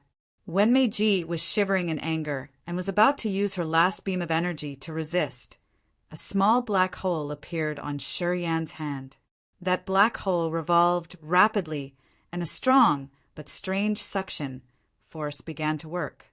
Meiji's fragrant grass became warm, and the suction force was like a rapid electric current that shot through her entire body. The corpse toxin in her body was attracted, and it moved downward. She suddenly had an urge to urinate, and she couldn't hold it. Immediately, her stream of urine was discharged. The corpse toxin in her body was rolled into the urine and discharged from her body in such a humiliating way that she couldn't stand it. They flowed out of her mysterious, sensitive place and poured on Shi hand. Her water ran through the gaps between Shi fingers, while the black hole in his palm swallowed all the corpse toxin. The python coiling Meiji's sexy body became like a withered flower. It dried strangely. It seemed like the python's nutrient and life energy was drawn. From the size of an arm, it shrunk until it was as big as a finger. Even then, it continued shriveling. Meiji's numb body started to get better as she was discharging urine uncontrollably. Seeing the python get smaller, Meiji felt both humiliated and surprised. She didn't know how and why Shi had drawn the toxin out of her body. Also, he had applied such a deviant way to take them out of her body. Even if she squeezed her brain, she could never think that Shuryen was using the Devouring Power Upanishad, the lost power Upanishad of the Devouring clan, on his hand, which was placed on her sensitive part of the body. The Devouring clan had the Devouring Power Upanishad that topped the others. It had subdued all the other 8 great, evil power Upanishads. The Devouring Power Upanishad could swallow all the energy generated by the other 8 power Upanishads. It could devour corpse toxin, erosive toxins, death energy, and even dark energy. It was also the reason why after Shuryen swallowed energy, he could send extra energy to warriors cultivating one of the 8 power Upanishads through the mark on their foreheads. Sizzle! Sizzle! The python suddenly disappeared. A rope made of white hair on corpses fell on the ground. Without energy, this secret treasure had fallen off Meiji's body. Meiji regained her mobility. Her soft body was quivering. Her silky dress was soaked wet and her lower body felt damp and sticky. She stooped and found a hand placed on the joint of her thighs. Humiliation and unspoken indignity appeared on her face. She loathed that she couldn't kill herself at this spot. She felt sorry for her reputation. She had been receiving nice names and glories, arrogantly enjoying so many top-qualified privileges. However, all burned down because of this humiliating moment. She had urinary incontinence. This attack wasn't less than a big damage to her body. Her heart was filled with resentment and sour, bitter feelings. However, she had no way to vent it. It seems like you've recovered. Before her volcano had erupted, Shuryen had retracted his hands and stepped away from her. When she turned around to see, she found Shuryen shaking his left hand off the water on it. A streak of glittering fluid seemed to ridicule her ugly, embarrassing performance. It drove her crazy. Yen shook off the urine on his hand right in front of Meiji. He rubbed his hand with the cloth on his side. Right after that, he wore a calm face as if nothing had happened. He said indifferently, "If the 2 monsters of the Devouring clan aren't dead, we're all doomed. Although your god power isn't abundant now, you're at the peak of a mortal realm. Yeah, you don't need me to teach you how and what to do, right?" Meiji got it immediately. Yen unchained her to make her risk her life with the 2 old experts of the Devouring clan. He wanted to use her last drop of power to exchange for his life. Meiji was so resentful that she even felt her teeth itch. At this moment, she pushed aside the attempt to figure out how Shuryen had sucked all the corpse toxin out of her body. What was left in her was only her indignation. "I have only a part of my god power left. Do you want me to explode my soul altar to help you get rid of this?" Yen shrugged. "You won't let me go there to die? Even if I go there, I have no way to overturn the situation. You can do it, more or less." He did want Meiji to die together with the 2 Devouring clan experts. He had observed, and he knew Meiji had a deep grudge against the others because they wanted to turn her into a corpse slave. He had recognized when she even wanted to kill herself in her despair. "You want to die anyway. If you can drag 1 Devouring clan monster with you to cushion your back, will it not be very convenient?" To the woman who wanted to kill him and refine his soul to help her reach the territory ancestor realm, Yen didn't have a bit of compassion. All that he had done was just to turn the situation around. Boom! Boom! At this moment, another bone dragon shattered. Of the 2 old monsters of the Devouring clan, one was using a massive fingerprint to increase the soul pressure, and the other was holding a white eyeball to gather the energy to strike the little skeleton. All of a sudden, Bastos shivered. He turned around to look at the other side. He had finally found something wrong. Yen pointed at the rope made of white hair by Meiji's foot. "When that thing receives the corpse chi, it will become that powerful, intimidating python. Damn, why didn't you tell me earlier?" Meiji changed her visage. She gathered her god power. Sharp icicles appeared and stabbed the white rope. The rope cracked and made sounds that indicated it cracked, but it didn't disconnect or break. However, Bastos was shaken hard and his face was pale. "It's his life treasure," Shi Yin shouted. He didn't need to think, and he slashed his bloody sword. A 100-meter blood light grumblingly hacked on the white rope. This rope was made of white hair of the members from 100 races. From one full-force attack of the bloody sword, it was halved. Tui! Bastos couldn't help but spurt blood. His spirit, chi, and soul became fatigued immediately. He shouted as if his madness had finally burst out. Roaring and crying, he crazily dashed toward the others. Temporarily, he left the little skeleton behind. Chapter 1407. Join Hands. Chapter 1407. Join Hands. Underscore the life treasures of the warriors connected to the host soul, sea of consciousness, and even to the God power ancient tree. Typically, a warrior refined only one life treasure, which they tried to maximize. The life treasure could perform a lot of magical functions. As the warrior and his life treasure was connected through the soul, the power sent to the treasure wouldn't be disrupted, and he could even send his soul consciousness together with the energy. However, when the life treasure was damaged badly, the owner received the same damage. In some worst cases, when the life treasure shattered, the owner's body exploded altogether. In the worst case, the owner's soul was torn to pieces. Bastos's white rope was made of the white hair of corpses from 100 different races. He had refined it with many rare and precious materials for several hundred years. That white rope was called corpse reins, and it was the fundamental tool he had to refine the corpse. This corpse reins helped him refine and tame many corpses. This white rope was a terrifying whip to his corpse slaves. Outside the Skull Island, layers of mist hovered. That white mist could defend the corpse slaves.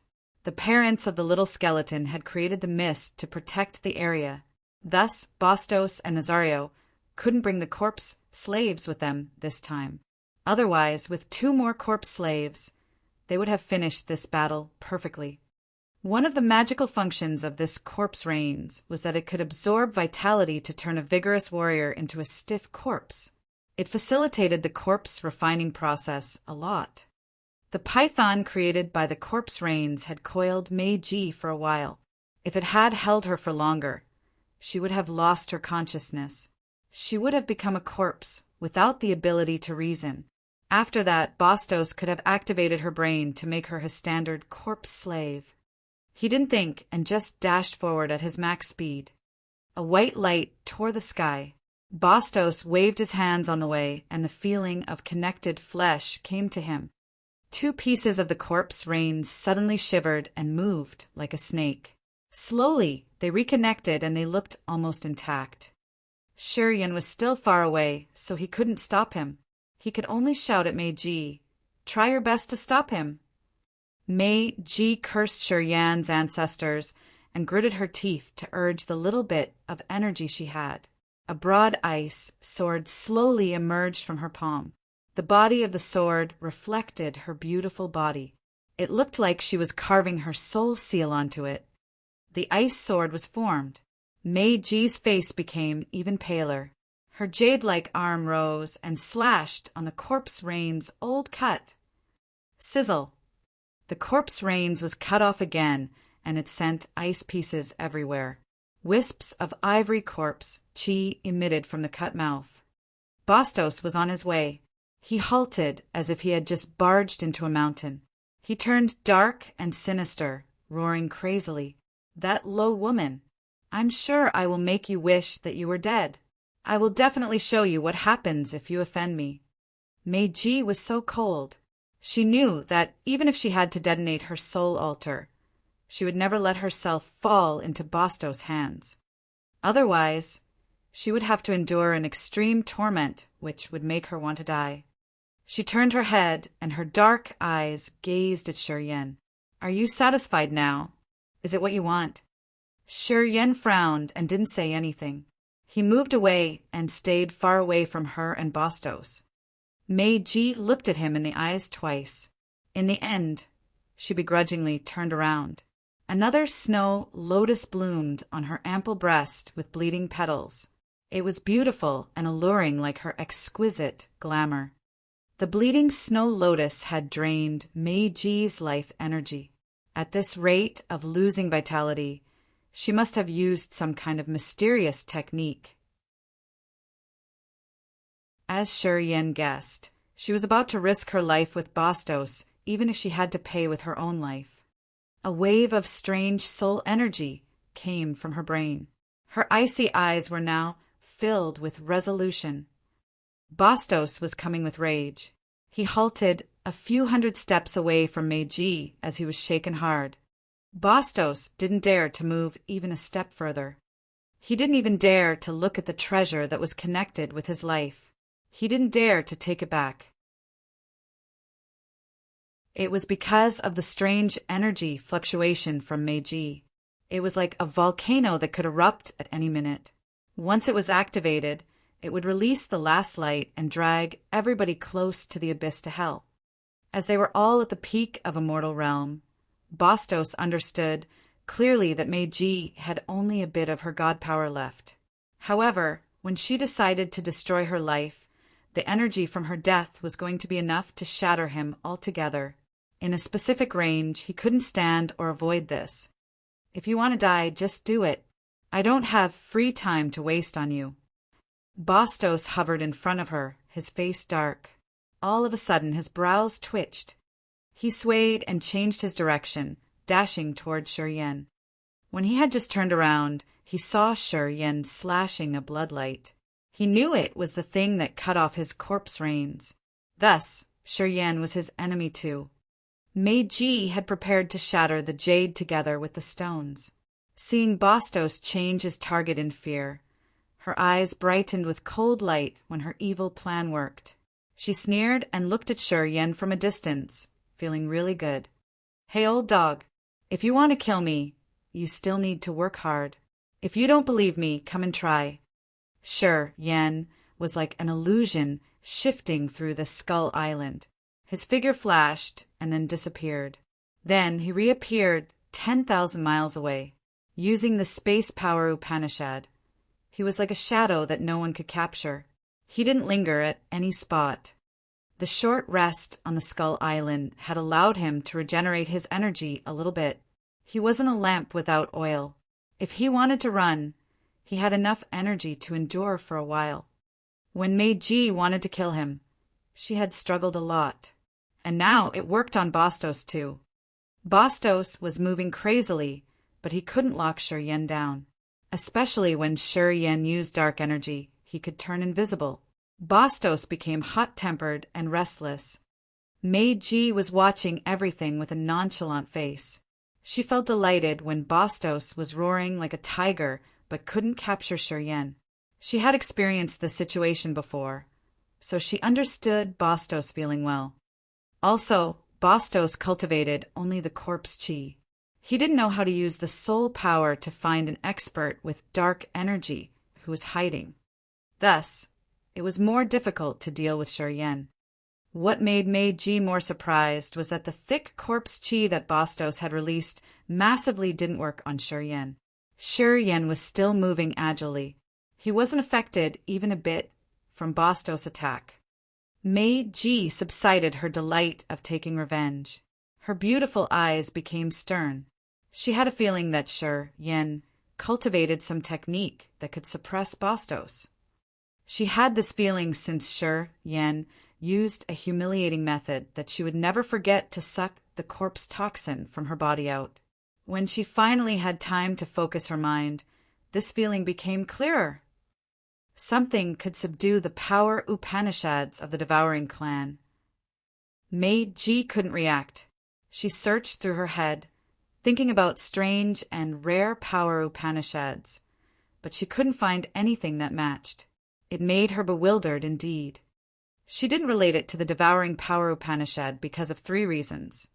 First, it was the top supreme power Upanishad of the devouring clan. Second of all, this power was lost, even in the devouring clan. Third, Yen wasn't a member of the devouring clan. She just thought that Yen was mysterious, and he seemed to have many secrets she couldn't understand. While she was observing, the corpse reins by her disappeared unknowingly. It seemed like Bastos had retrieved it. She didn't mind as she was busy taking in the pellets that the Phantom Clan had refined to regenerate her energy, even if it wasn't that significant. She turned to look at the battle between the little skeleton and Nazario. The mysterious corpse worms still covered the skeleton. However, they weren't as strong as when Bastos had used his power to support them. Their shrieking wasn't enough to trouble the skeleton's soul now. It troubled Nazario to apply his power Upanishad on the little skeleton. At this moment, the little skeleton's eyes twinkled radiantly. A flaming light and an icy light shot out, which annoyed Nazario a lot. Nazario became a little helter-skelter. The eyeball in his eyes looked tired, as if it had consumed a lot of energy. Bastos, what the heck are you doing? Don't chase that kid. Kill this bastard first. Nazario panted and couldn't help but yell. Bastos got himself together while persistently chasing after Yen. He knew that he didn't have a lot of time left. It would be better to join hands with the other to kill the skeleton instead of wasting time on pursuing Yen. After that, they would have plenty of time to defeat Yen and Meiji. Yen was moving strangely. Bastos couldn't catch him. Meiji was ready to explode herself altogether. Bastos didn't have any solution to deal with her quickly. Reluctantly, he had to fly back to Nazario. Swoosh! A light shadow slid across. Yen reappeared not far from Meiji. He looked at Meiji. Once that little skeleton is killed, you have only one way to go, which is to die altogether. If you help it kill or shoo away the two monsters, we will all survive. If you want, you should go help it. I have only a bit of god power left. If I go there and join the battle, it will be no different than me killing myself. Meiji pulled a cold visage. You little cunning rascal. You're full of bad thoughts. You wanted me to hold one of the old monsters of the devouring clan. Good calculation. But why I should carry out your plan? I'm only at first sky of a mortal realm. Once I show up, I'll be killed faster. Yen opened his arms and said begrudgingly, I know you're not weak. Meiji's eyes drilled into Yen. You shouldn't think about sacrificing me anymore. I will definitely not act as you wish. Yen kept silent.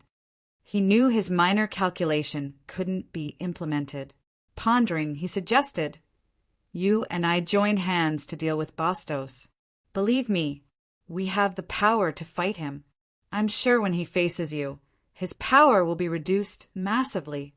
Finally, you want to contribute your strength now. Meiji snorted. Yen frowned, staying silent. Okay, I'll join you to battle against him. Nothing's worse than death, anyway. I'll accept all the prices. I want to make it clear that if you dare to hide and not risk your life, once I figure it out, I will drag you and Bastos to hell together. Meiji gritted her teeth, talking resentfully. Yen nodded his head with a forced smile. Chapter 1408, Counterattack. Chapter 1408, Counterattack. _crack. Crack. Crack.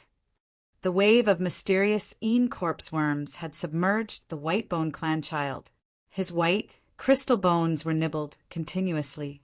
However, although the mysterious corpse worms were trying hard, they couldn't leave any scratch on that little skeleton. The bone body had been refined through hundreds of thousands of quenching times. His parents had put their effort into it. Its hardness was so abnormal that even the mysterious corpse worms couldn't break it. If its soul is dissolved, it can't supply energy to maintain the body's defense. We can break it then. Nazario's fingers tightened around the white eyeball. As he swung his hand, his eyes shot an evil white light, which felt so heavy when it shone on the little skeleton. It was like an entire mountain was placed on it. Bastos came back. He hovered in midair. At this moment, he didn't care about Yen or Meiji. The massive fingerprints from his palm flew out once again. The mysterious incorpse worms became extremely frenzied. The mournful screeching echoed around the Skull Island. Anyone who heard it would feel their souls shake as if they got stabbed. The small bone body of the little skeleton shivered. The power of the flaming light and the icy light from his eyes weakened. His eyes showed his agony. At this moment, Yen and Meiji had landed a deal. Yen disappeared again. He had urged dark energy and stood invisibly by Meiji. Bastos and Nazario focused only on the little skeleton. They didn't notice Yen's moves or Meiji's commotions.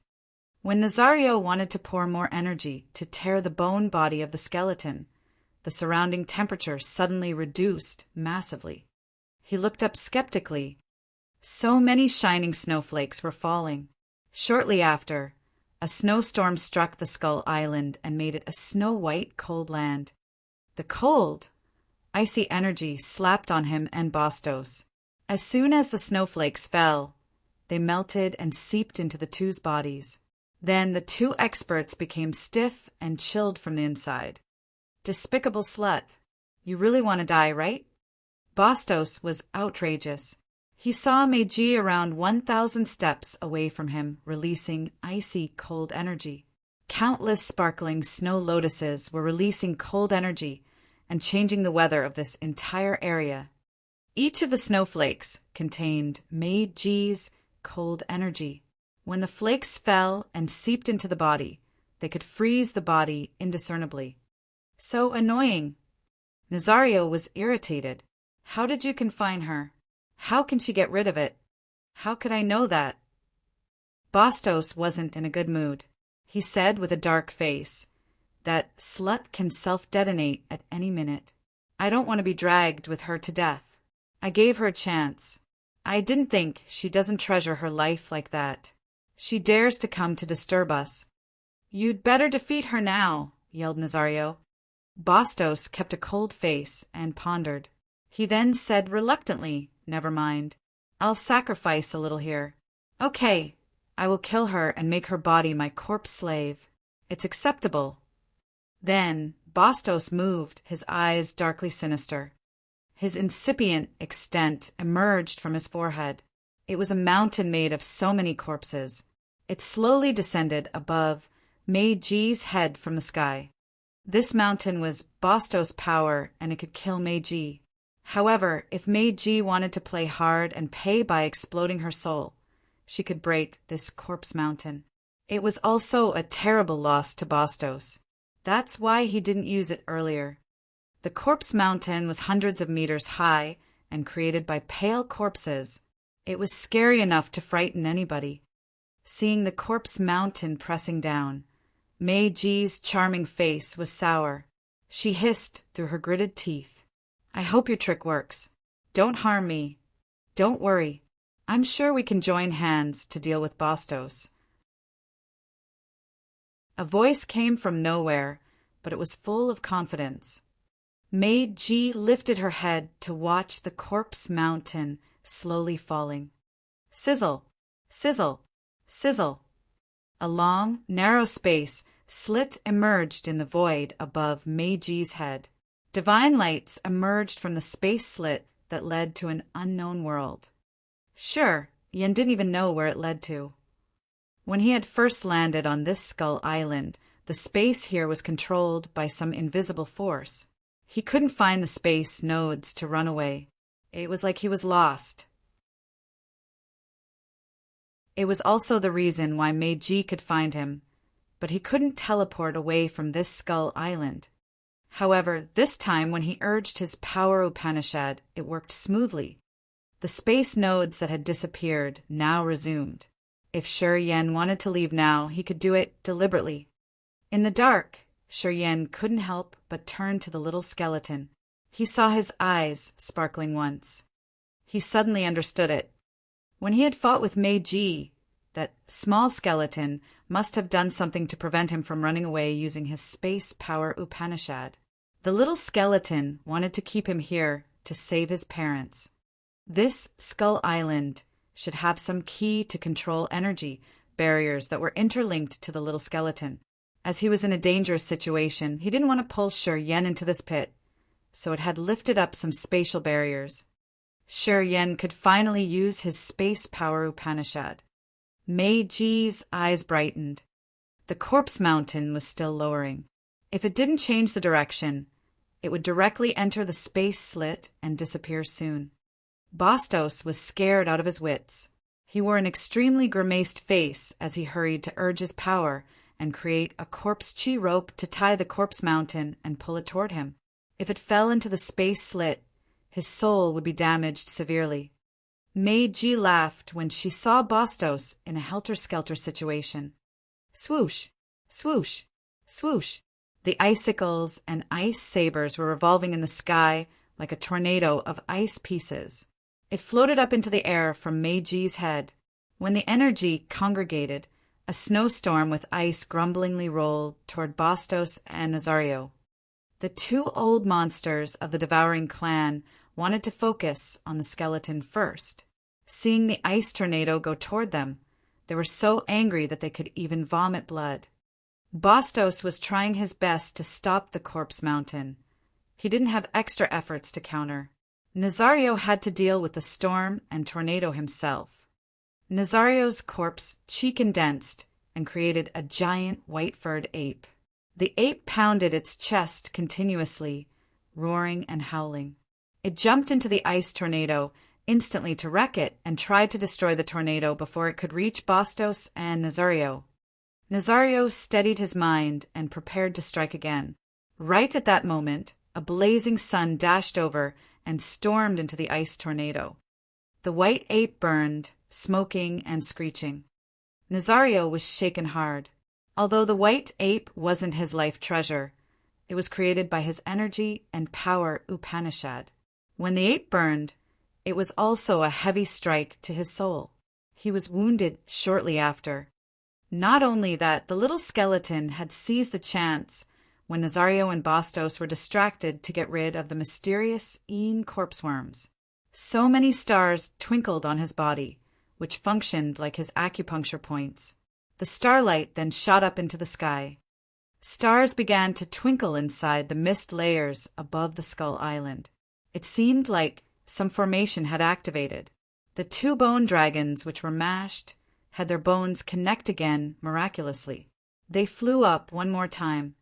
In different corners of the Skull Island, where many skeletons quietly piled, they slowly got up. These were hundreds of meters tall. They had only bones without eyes. However, they moved quickly and went to the battlefield. Sure, Yen was hiding in a secret place. He saw so many massive skeletons carry the bone sabers and jump on the Skull Island grumblingly. Shortly, a skeleton, which seemed like it was the leader, stomped on dozens of mysterious Een corpse worms and smashed them. The corpse liquid splashed from the worms. That huge skeleton brought a white saber, storming toward Nazario and slashing him. Swish! The saber light flashed as if it could tear the sky. So many light dots sparked from the white bone and flooded Nazario. More and more giant skeletons gathered. A part of them stayed by the little skeletons and others advanced toward Bastos. Meiji was stunned. She relaxed while watching the giant skeletons try to powerfully and intimidatingly make Nazario and Bastos helter-skelter. She looked at the little skeleton in astonishment. She knew that this Skull Island wasn't ordinary. Perhaps the entire Skull Island was a divine weapon that his parents had spent a lot of efforts to create for him to deal with the enemies. As he was temporarily held, he couldn't activate the power of the island. Thus he was bullied. With Shi Yen and Meiji's help, the skeleton had gotten rid of it and activated the mysterious defense of the Skull Island. He had created many skeletons, which had changed the situation quickly. Those skeletons swung the bone sabers, attacking and chasing Bastos and Nazario. They knew that the situation wasn't going well for them. They wanted to leave this place. However, when they flew up, they found that the gravity had increased almost 1,000 times. They were pulled back to the ground. They didn't cultivate space power Upanishad, so they couldn't use space energy to teleport like Shuryen. Begrudgingly, they had to stay and fight against the huge skeletons on the Skull Island. Every time they tried their best to destroy a big skeleton, the little skeleton would do something that shook the entire Skull Island. Then, the smashed skeleton would resume its frame and continue to attack Nazario and Bastos furiously, like a dragon again. Those huge things were immortal. There was no way to kill them. Nazario and the other were desperate when they figured this out. Shuryen was hiding. He suddenly reappeared by Meiji, his face stunned. The little skeleton was riding a bone dragon and circling above the massive skeletons. He was swinging his arms and speaking the archaic language of the White Bone clan to command the skeletons, his warriors. Shuryen watched them and was astounded. He was really surprised because of the little skeleton and this Skull Island. How could you absorb all the corpse toxins? All of a sudden, Meiji's eyes drilled into him. As far as I know, there aren't many power Upanishads that could absorb the corpse toxin. Also, I couldn't reason as to why you had to use that method to detoxify me.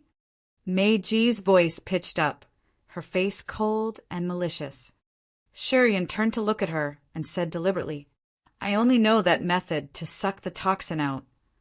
Only he knew the real reason. He used that method to detoxify her to take revenge.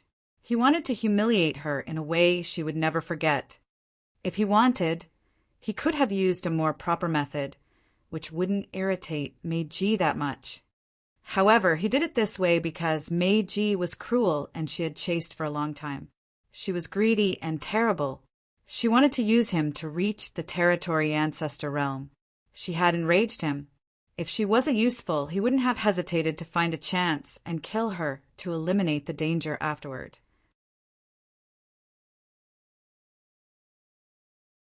Chapter 1409, Bully the Beauty. Chapter 1409, Bully the Beauty. Meiji's eyes were like cold sabers that cut and slashed Shuryen. She hated the fact that she couldn't stab and cut him to death. Then the little skeleton sitting on the bone dragons was shouting and commanding his massive skeletons to attack Nazario and Bastos. Strange noises of some commotions came from inside the Skull Island. Shuryen had recognized that this entire Skull Island was a divine weapon, and a formidable one though. The Skull Island could seal the space to trap him, and it could increase the gravity to thousands of times, which kept Nazario and Bastos from running away. At the same time, the little skeleton could even create huge skeletons and control them. This strange treasure was really unimaginable and marvelous. Bastos apparently didn't know that much. 30 years ago, the little skeleton had shown mercy by only wounding him. This time, Bastos invited one expert to help him.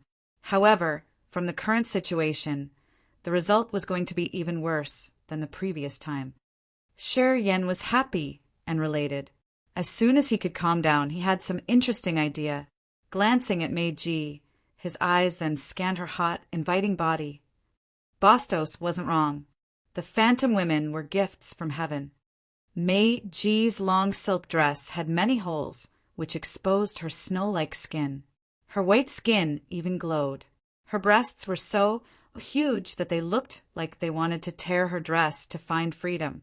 Her slim waist emphasized her round, ample rear. Her cheeks were flawless under her twinkling eyes. This mature charming could arouse any man. Shuryen appraised her beauty sincerely. The glamour of this mature, charming woman had boiled any man's blood. Hey, you said that if I helped you get rid of the corpse toxin, you would sacrifice yourself and serve me. I remember it. After we're done with this, we should find some time to finish this, he laughed explicitly. Meiji's body went stiff, her face cold. You dare say that? Shi Yan was surprised. Why can't I say it? Are you phantom women all liars? You don't keep your word? I just said that. Moreover, you humiliated me with your treating method. You should be happy I didn't say I would kill you. You still dare to talk about these conditions with me? Meiji was so angry that she wanted to vomit blood. I only know that you said if I could detoxify you, we wouldn't count the grudge between us and you would serve me for a while. Shi Yan's voice was resolute. He snorted, Don't think that you can deny it. At your conditions. Do you think I will rape you if you don't do what you've promised? Rape? Rape me? In the next second, she screamed like a lunatic, her body shaking. Try it. If you aren't afraid of death, just try it. I don't think I can't handle you. Okay, I will try. Sure, Yan sneered inwardly. A thought popped up in his mind and triggered some secret arrangement. As soon as Meiji was ready to take action, she suddenly felt her private area get hot. It was like having a flame burning her lower body. She was scared out of her wits. With a pale face, she shivered. She pointed her jade-like finger at him. You, what did you do to my body? How could you be so despicable like that? Her lower body was so hot. The heat of the flame was controlled skillfully. However, if it increased, her lower body would burn. Thinking about a worse, insulted situation that could happen, she was panic-stricken. She could never think about someone so cruel and his terrible ambush to women like him even in her dreams. She suddenly recognized that Shi Yan was evil, cruel, and not less than the two monsters from the devouring clan. She was petrified and didn't dare to move. Her face wore a desperate expression, as if she would rather die to end all of these. I had never provoked you on Dragon, Lizard Continent. You were greedy. You wanted to refine my soul to help you reach the Territory Ancestor Realm. I was running away. You didn't stop chasing me. To break through to Territory Ancestor Realm, you've done a lot. I'm lucky that I have a tough life. If I hadn't been persistent and made a mistake on the way, what would have happened to me? My soul would have vanished, and you would have destroyed it already. You, and I don't have any resentment or grudge, but you could treat me like that. How couldn't I treat you the same way? Shi Yan looked at her. He ridiculed with a cold face. Anyway, God doesn't favor you. I've undergone the culpa, but I'm still alive. And you're so weak now. Well, you gave me a chance. If I can't take it, I will not be able to get over my own challenge. Meiji stooped, listening to his cold and harsh words. She felt so down. I'm in your hands now. Do what you want. She was subdued. A kid at first sky of a mortal realm had ambushed her and humiliated her, and now her lower body was burning. Her pride, confidence, and arrogance were torn apart. Her heart was gradually numb. Shi Yan arched his brows and slowly walked toward Meiji. He rose one hand and used his index finger to stroke her chin. Lifting her stooped head, he observed this peerless glamour. You're beautiful. You're a gift from heaven. Any man would get drunk because of you. I'm also a man. I can't avoid being vulgar. Meiji just let him do what he wanted to harass her. While listening to him, her dark eyes didn't have focus. I agree with you that I will serve you for a while, but you have to agree with me to erase that original flame seal. Her heart was now like ashes. Shi Yan's malicious tricks had made her panic. It was the first time she felt powerless and unable to do anything to Shi Yan. When she was done, the irritating feel disappeared. Shi Yan had retracted his finger on her chin. She was surprised her eyes brightened. A red-orange flame danced on Shi Yan's fingertip. The flame had a special aura that she immediately recognized. It was the original flame seal that was placed in her lower body. She had a new hope now and said coldly, When I recover, I will delight you then. Shi Yan looked at her deeply in the eyes. After you recover, while we are having fun, I think your soul will leave you, Meiji frowned. I don't care if you believe me or not. I will keep my words. She couldn't explain why Yen suddenly lifted the seal that he had used to force her. Did he still have some other concealed trick? Meiji was frightened. She suspiciously circulated her power to check her body entirely. She gritted her teeth. Her neck blushed as she was carefully and detailedly checking her lower body. Yen looked at her and smiled. In his mind, he wasn't actually happy, though. He figured out her intention. There's no other trick. Don't be suspicious. You think I will believe you? Meiji's eyes were cold and dark. If I wanted to control you, why would I retrieve the original flame seal? Why would I do such a thing? Meiji was also bewildered. She contemplated and then gritted her teeth, lowering her voice. I can fulfill my promise, but you have to make sure that no one will hear about this. Otherwise, when I fully recover, I will not regret paying any price to kill you. She thought that Yen wanted to seize the chance when she was wounded to force her for a fun night. She knew that if Yen used his power with her little remaining energy, she wouldn't be able to defend herself. Also, she thought that the little skeleton and Yen had formed some agreement. On this Skull Island, with the little skeleton's support, she couldn't use her power to resist Yen. She had to accept her fate. I don't need your body. Strangely, Yen shook his head. You seem to have a high position in the Phantom Clan. I need some information. I want to know what happened to Dragon Lizard Star after we left. I hope you can use the power of the Phantom Clan to find my friend. I want her alive. As long as Audrey lived, Ming Hong was also there. They could find the way to come back to Desolate Territory. The sea domain was vast and the territories were endless. Yen knew it would be a struggle to find Audrey on his own. If he couldn't find the entrance to the territory, he could only stay in the sea domain of nihility. His connection to Xia Xianyan Yang Tian Emperor and the others were going to be cut off. And now we had emerged. He wondered what damages it had brought to Desolate Territory. He had to accumulate energy to change the structure of Desolate Territory in the future. Meiji was a powerful character of the Phantom Clan, and the Phantom Clan was one of the 7 great clans. Yen even knew that they were the clan with the best and fastest intelligence. If he could use Meiji to get the information from the Phantom Clan, it would be much easier for him. Oh, an affectionate man. The corners of Meiji's mouth curled. She quieted down as the toughest matter that had troubled her the most lifted away. When she looked at Yen now, she felt better. If you only need information, I can make a deal with you. On my phantom ancestors, I promise to do my best to find the information you need. Are you sure? I'm sure, Yen confirmed. Meiji didn't say anything. She threw one hand into the air while placing the other hand on her big breast before speaking the language of the Phantom Clan and her ancestors to pledge. She would keep her promise and find the information Yen needed. Deal! Shouted Yen. In the next moment, he disappeared. After recovering from her bewilderment, she followed him. Nazario and Bastos were forced into a valley between barren mountains. They were sieged in layers. The two looked tired and frightened. It seemed like they couldn't endure it for a long time. The little skeleton sat on the bone dragon and spoke the archaic language of the White Bone Clan to command the skeleton warriors to attack the others. Gradually, Nazario and Bastos were slashed and bleeding hard.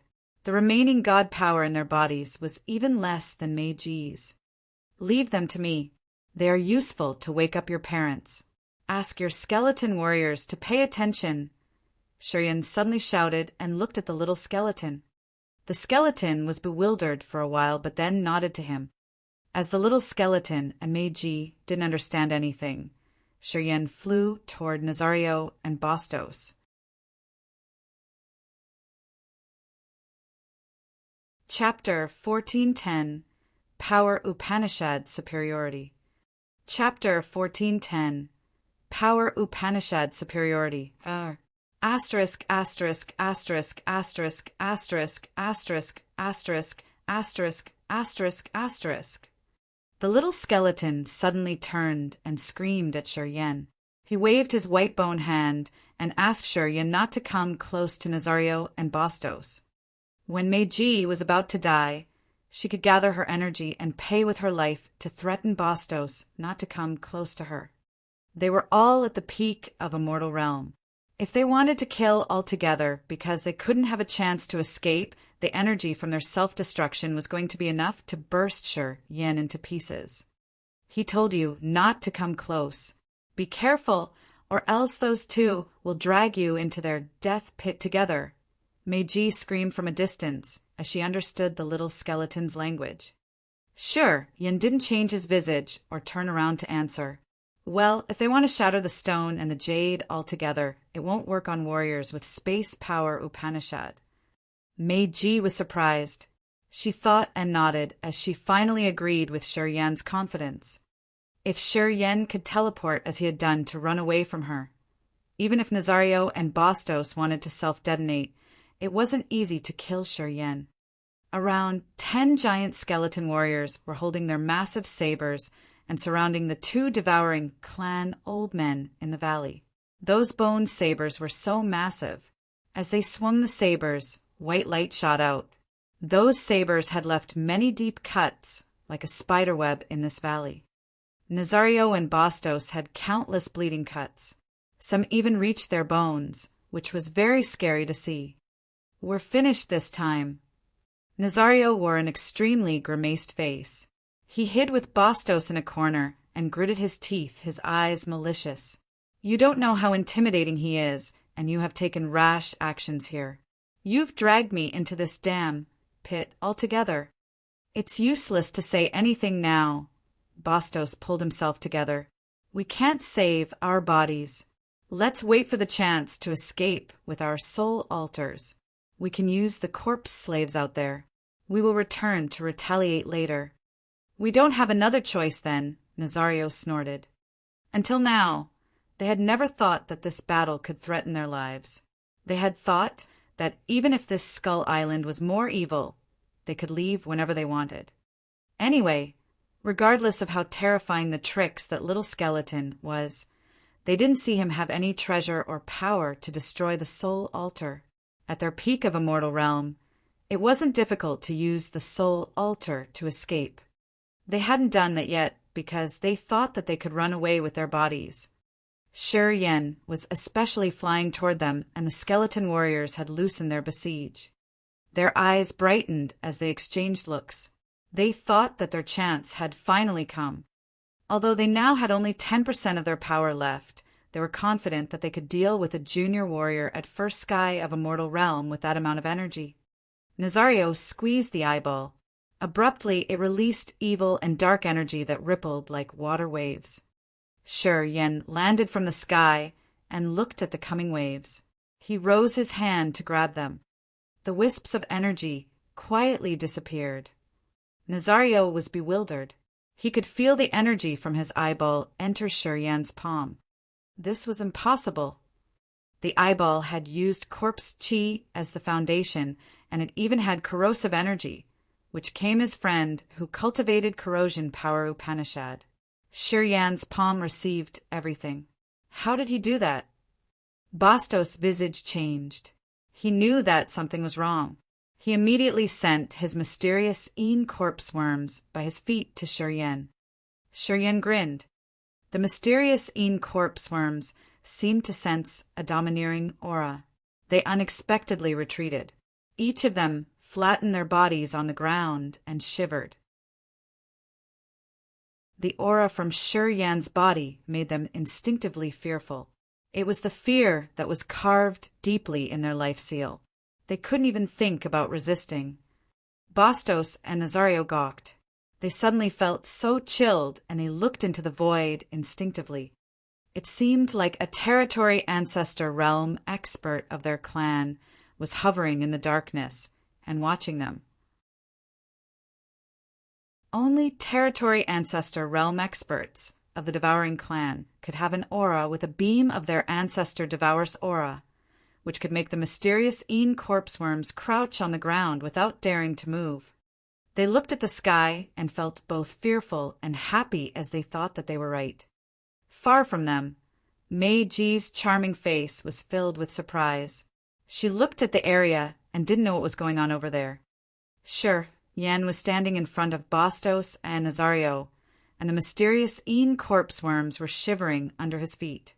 The eyeball in Nazario's hand continued to release a halo, but didn't affect Yen at all. With her vision and knowledge, Mei-ji became puzzled. She didn't know what happened. However, at this moment, Yen turned around and said to the little skeleton, "I have something I want to talk to them about. I don't want the others to overhear us. Don't worry.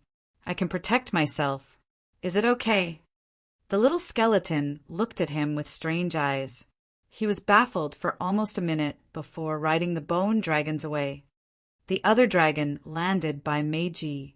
This gesture was like telling Mei-ji to leave too. Mei-ji was so indignant. She knew that Yen wanted to talk to Nazario and Bastos, and it was crucial for her to understand him more. However, with Yen's vigilance, she couldn't know the details, which made her upset and worried. Not far from them, the little skeleton hovered and looked at her. Under his gaze, she was frightened. After some cursing, she quietly sat down on the bone dragon. The bone dragon flew with her away. "Take the skeleton warriors with you too!" Yen pitched his voice again.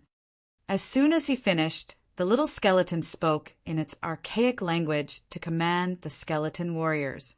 Then the huge skeletons jumped away from the valley. Swoosh, swoosh, swoosh. The 3 bone thorns hissed and flew out, stabbing Nazario's and Bastos' shoulders. Yen had refined these 3 bone thorns a long time ago. They had the essence of space power Upanishad, so they could move freely between spaces. Using them to ambush the others often worked well. The bone thorns nailed the 2 devouring clan monsters on the stone wall. They screeched in pain, but shut up shortly after and just looked at the horizon. Yen didn't know why they did that. He lifted his head to see, and he even used dark energy to sense for a while. He found nothing. Noticing the other 2's moves when their eyes switched from the sky to the mysterious corpse worms, he understood. Nobody is there. Don't overthink it. Only I'm here. Previously, he had thought that the devouring power Upanishad could subdue the 8 great evil power Upanishads. However, since he hadn't had a chance to fight against his fellows, he couldn't confirm it. Also, because he couldn't confirm that, he decided to stay nonchalantly when the 2 experts from the devouring clan attacked Mei-ji and the skeleton. On the one hand, it was because he couldn't confirm if his assumption was right. On the other hand, Nazario and Bastos had had full power at that time. Even if his power Upanishad was superior to the others, he couldn't stand against these 2 experts. But now they had lost at least 90% of their god power, and Yen had finally confirmed that the devouring power Upanishad could subdue the other 8 evil power Upanishads. Thus, he became confident instantly. No one is there. Nazario was puzzled. He didn't understand. He looked at the eyeball in his hand and then said, coldly, "Then why did our power Upanishads, the corpse chi and the erosive energy, not affect you? First of all, your power is too weak. Second, Yen suddenly rose his hand. The negative energy included craziness, bloodthirstiness, brutality, and desperation that burst out. They shot out from his eyes and aimed at the other 2. At that moment, an endless blood sea with piles of corpses expanded in their eyes and tried to cover them. However, what made Yen surprised was that Bastos and Nazario didn't lose their minds. Instead, they looked as if they were frantically religious disciples. It's the picture of the Holy Land that our ancestor had left. It's the brain of our ancestor. What's going on? Yen was bewildered upon hearing them. The illusion created by the negative energy had taken the blood sea of the bloodthirsty forces, Holy Land, as the model. He had never expected that these two had called it the picture of their holy land and the brain of their ancestor. Sure, Yen suddenly understood something, and his face changed. He had visited the blood sea in the Holy Land. That mysterious black hole was unexpectedly the brain of Devour, the absolute beginning creature. Devour must have left something in the devouring clan before it left. The drawing of its brain was the picture of their Holy Land.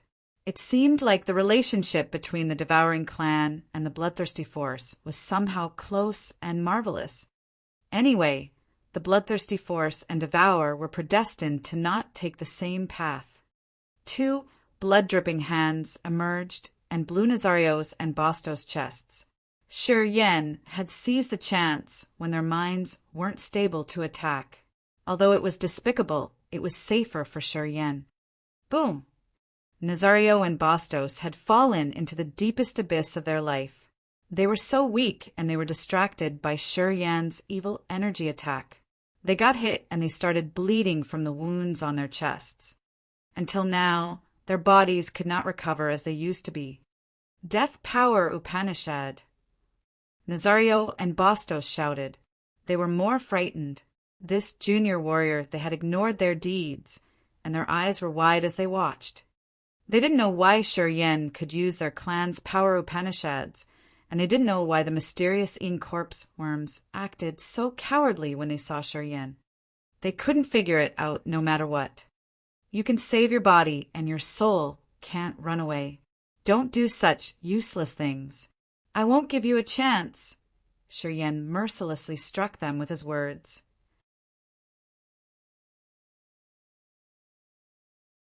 Chapter 1411 Shadow. Chapter 1411 Shadow Undersir. Who are you after all? Nazario and Bastos shouted in unison. At this moment, their souls were trembling hard as if they could explode in any minute. Shi Yen was calm and natural. The energy, fluctuating from the other two, didn't affect him. He rose his left hand and placed it on Nazario's chest. Something dark flashed, and a black hole emerged. A powerful suction force appeared and absorbed Nazario's vitality massively. I am from desolate territory. The master whose inheritance I received was called Bloodthirsty. Shi Yen hissed. Nazario and Bastos were shaken hard. They were extremely terrified. You are the successor of that man. Desolate territory. Creatures living in desolate territory will all die. Ha ha!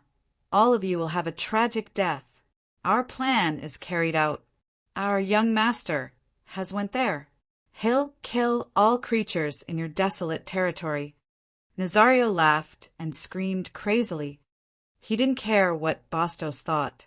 The vitality in his body erupted like a volcano. His soul altar was shattered into pieces in just a fragment of time. Sure, Yen was chilled, and he teleported away without thinking. Swoosh! He disappeared quickly. Boom! Boom! 2 explosions happened one after another, sending a blood rain and pieces of flesh to the entire valley. It was the last shockwave from when the soul altars and bodies were destroyed. After that, Shi Yen reappeared in the valley. The blood downpour was like heavy rain. Everything in his vision was blood red. Nazario and Bastos didn't leave anything. Pieces of their remains scattered around the valleys. The wisps of their essence, chi, and soul energy were vanishing and returning into earth and heaven. Shi Yen frowned. The black hole emerged above his head like a massive mouth that sucked the soul energy that hadn't dispersed. At the same time, his acupuncture points absorbed their essence chi. However, his face slowly darkened. Shi Yen hadn't thought that Nazario could become so extreme after he knew Shi Yen was from desolate territory. He didn't say anything before he detonated his body and soul. Evidently, they knew Bloodthirsty and what was happening in desolate territory. Nazario had exploded his own soul altar when he knew that Shi Yen knew devouring power Upanishad. He understood that if his soul altar remained, it would benefit Shi Yen later. Nazario said that their young master had descended, and he would kill all creatures in desolate territory. This had become a shadow in Shi Yan's heart. He knew that the said young master was probably the soul that came from the other world that Xian Shan had guided. That soul had carried out many dark plans. When Hui emerged, it had quietly sneaked away. Now no one knew where it was. That man should be a sharp weapon that Devour and the Devouring clan had prepared with the goal of destroying Desolate. In the future, he was going to bring an endless catastrophe to Desolate territory. The Devouring clan had never ceased to find and invade Desolate territory. They didn't find the entrance, but they had used some secret techniques to send their young master's soul there. If that man had more time to grow, Shi Yan felt chilled inwardly. Flap, flap. The flapping sounds came from the bone wings.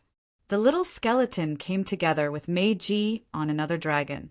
They were bewilderedly looking at the gory valley and Shi Yan, who was immersed in his thoughts. The little skeleton and Mei Ji didn't bother him. Mei Ji's bright eyes sparkled with strange light, her beautiful face filled with fear. Nazario and Bastos were at third sky of a mortal realm. Although they didn't have much energy left, Shi Yan wasn't able to kill them. From this scene, they knew that Nazario's and Bastos' soul altars exploded altogether. They were utterly dead. How could Shi Yan do that? She was so frightened. Shi Yan didn't give any explanation.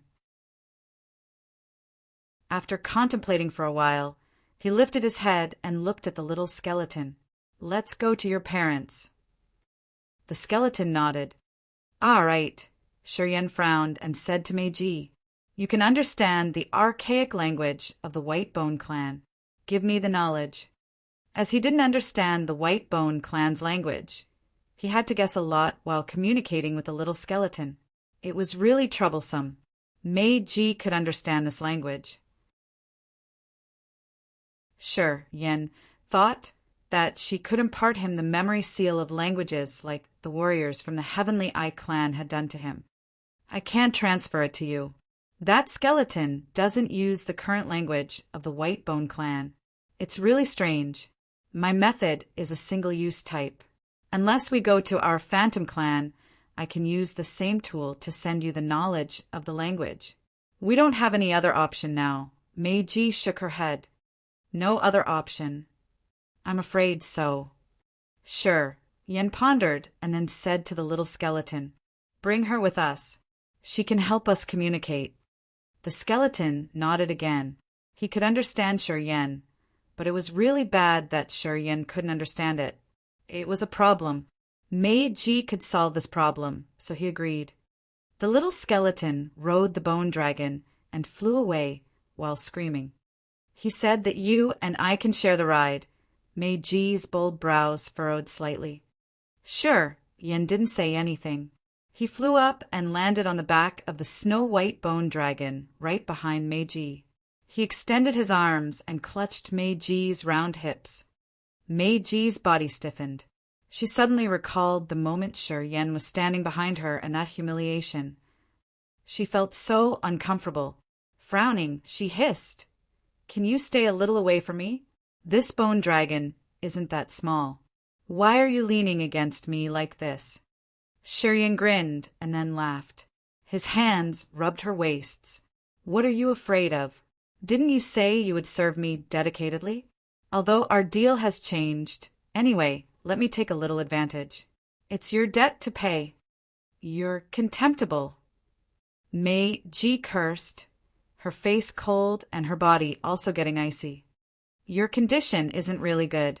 If you continue using her energy, it will be very difficult for you to recover. You can even create permanent damages to your body. What do you think? Sure, Yan talked into her ears in a strange tone. Meiji shuddered and snarled. What do you want after all? Help you steady your wounds.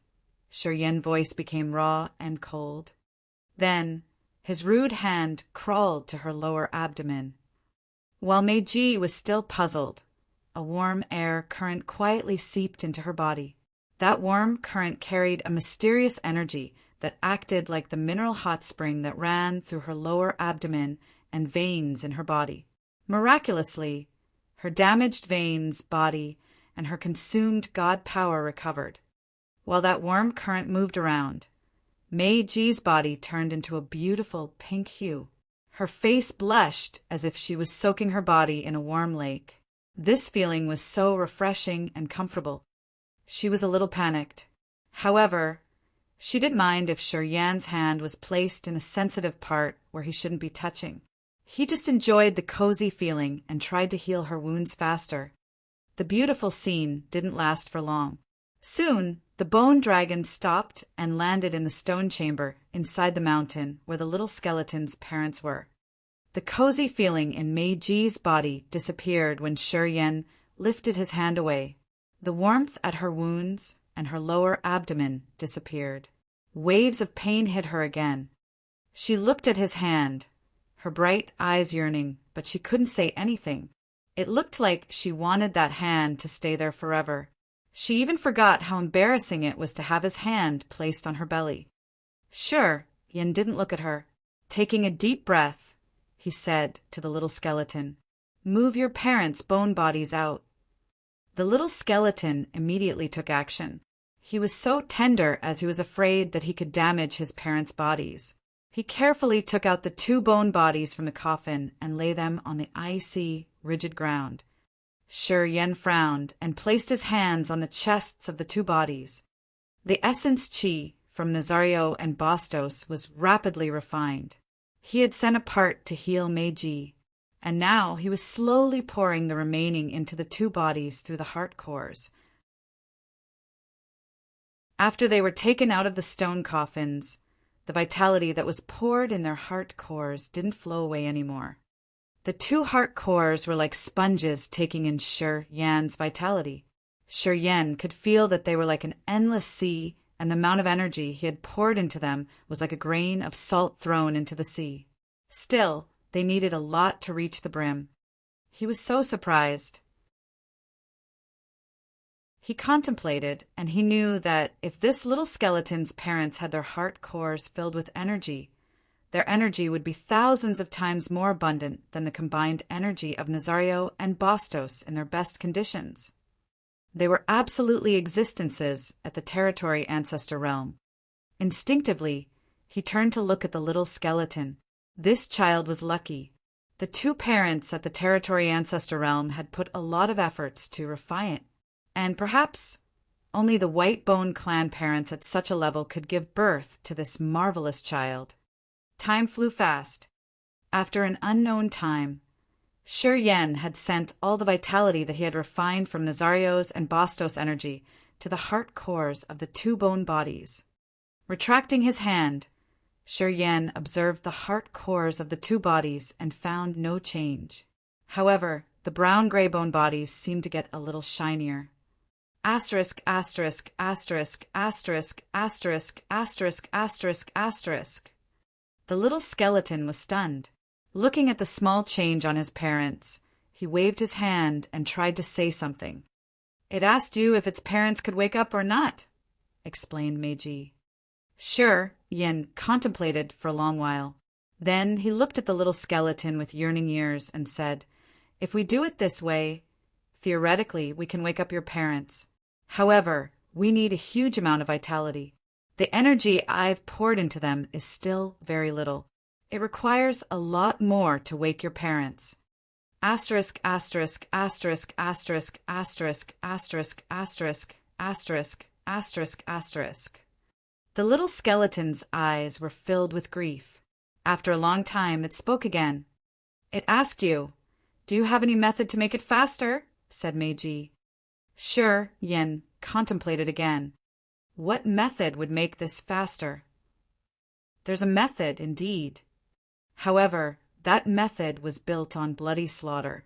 It required countless lives.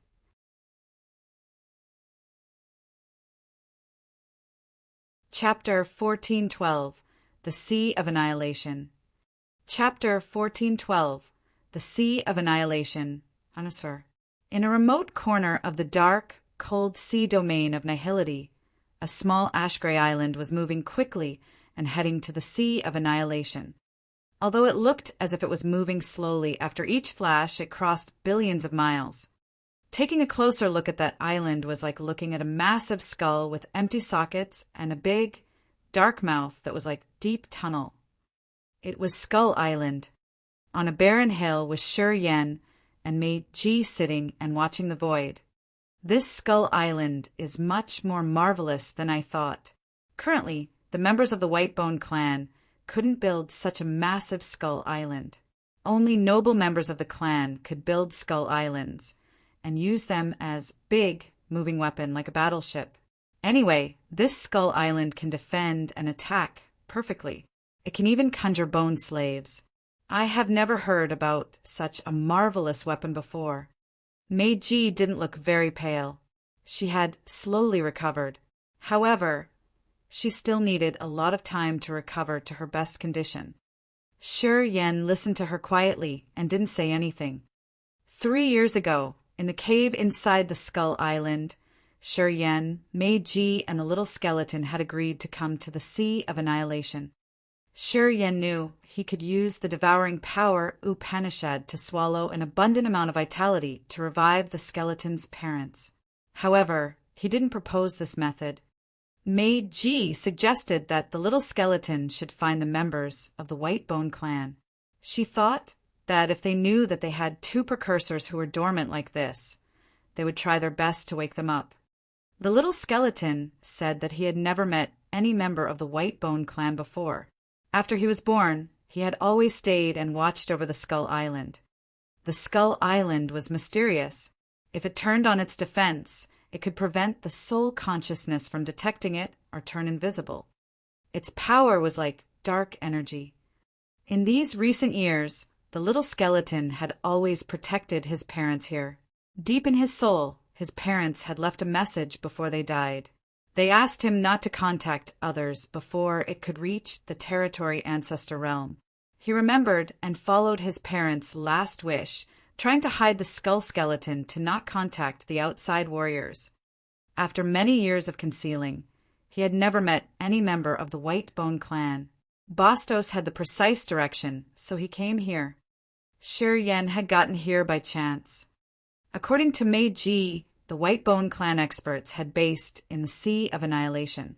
As long as they could find the Whitebone clan experts, they could receive help from them to revive the skeleton's parents. Shi Yen knew about the Sea of Annihilation through the heavenly fantasy star compass. When he and Audrey parted, he told her to meet up at the Sea of Annihilation. Thus, he also wanted to go there. Meiji was one of the Phantom Clan's leaders who based in the Sea of Annihilation. Before she had gone to Dragon Lizard Star, she had always been there. She had come to Dragon Lizard Star to recruit the Water Tribe in exchange for forefather dragon lizards' immortal pellets. As things were done, she had to return to the Sea of Annihilation. As they had the same destination, after they agreed with each other, the little skeleton followed Meiji's direction to drive the Skull Island. The island was now a floating battleship that headed to the Sea of Annihilation. Shi Yen stroked the heavenly fantasy star compass. Tu Shirchi of the mysterious Sky Clan had given him a marvelous compass. Not only did it have special landmarks, but it also had time measurements. It was 3.5 years after he had parted with Audrey. It seemed to have been a long time. However, to the warrior at his realm, it was just like a blink of an eye. The heavenly fantasy star compass showed the directions and provided a brief introduction of the Sea of Annihilation. The Sea of Annihilation was one of the big trading zones for creatures in Sea Domain of Nihility. It was similar to a big market, anyway. The experts from many clans often visited this place. However, there was no detailed description of this place. Anyway, the heavenly fantasy star compass was just a compass. It was more important that it showed the exact locations and time. Honestly, this is the first time I came to the Sea Domain of Nihility. My knowledge of the Sea Domain of Nihility is not very wide. I've heard about the Sea of Annihilation, but I don't know what it's actually. You said that we are pretty close to it. Can you tell me more details? Shi Yan turned to Meiji. Shi Yan had stayed inside the Skull Island to cultivate, steady his immortal realm, and quench his power Upanishad. Meiji suddenly woke him up. Then he left the cave and flew out of the skull's mouth to get onto the surface of the island. I had underestimated this Skull Island. It's even faster than when I fly at my max speed. It's worth being the divine weapon that the two Territory Ancestor Realm experts had built. Meiji generously complimented. At this speed, we will at least enter the Sea of Annihilation after half a month. Right? I should tell you some information about the Sea of Annihilation. In this sea domain of nihility, not many inhabited continents are complete. This place used to be the center in the absolute beginning era. Because of the Great War, it was destroyed. This place has so many shattered stars, continents, mountains, and lakes. The Sea of Annihilation is strange and miraculous. It's actually an endless sea. The area of this sea can be as big as an entire sea area in a territory. It's extremely vast. The Sea of Annihilation has many small islands and continents. There are as many as stars in the sky. The Sea of Annihilation is very deep. At our realm, I'm afraid that we can't go too deep. The bottom of the Sea of Annihilation is one of the most mysterious areas in the sea domain of nihility. Rumors say that the seabed still has some divine weapon from the absolute beginning era because it used to be the battlefield of the Great War at that time. Currently, many creatures and warriors in the sea domain of nihility are exploring the Sea of Annihilation. Sometimes they find broken divine weapons or marvelous treasures, or even the seal of power Upanishads. They are all powerful and magical, which can help the experts reach the Territory Ancestor Realm. That's why the Sea of Annihilation is always a delicious pie in the explorer's eyes. Many races live on the islands in the Sea of Annihilation. They have considered the Sea of Annihilation as their homeland. Every second, warriors are entering the sea or trying to explore the seabed to find the vestiges of the absolute beginning era. The 7 great clans also sent their hotshots to base in the Sea of Annihilation. To them, the Sea of Annihilation is an arena.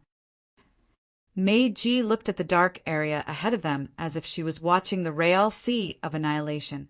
She slowly explained many things to Shi Yan and then concluded, that area has a lot of excellent encounters, but it's also very dangerous. It's a bustling, chaotic area. Low realm warriors can be easily killed. I'm reminding you, be more cautious when we get there. There are some people even the 7 great clans have to be afraid of. You better behave and be humble.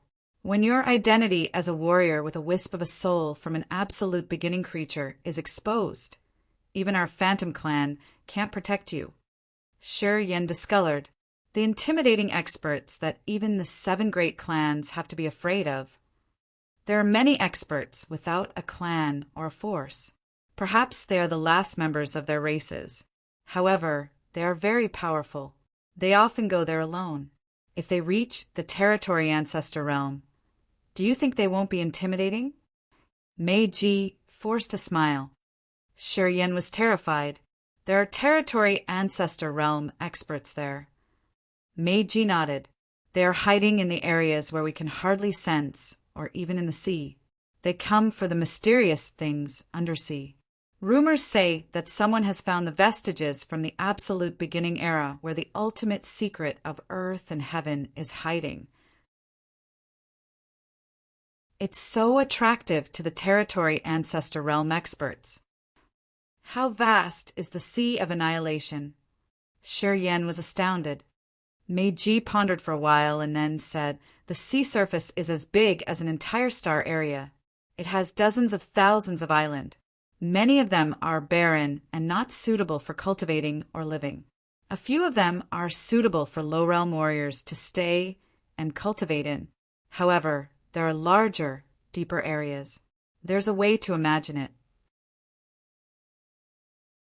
An expert with profound space power, Upanishad, used to measure it carefully. He said that the Sea of Annihilation looks like an upside-down funnel, and the sea surface is the bottom of that funnel. Getting deeper, the sea would get bigger.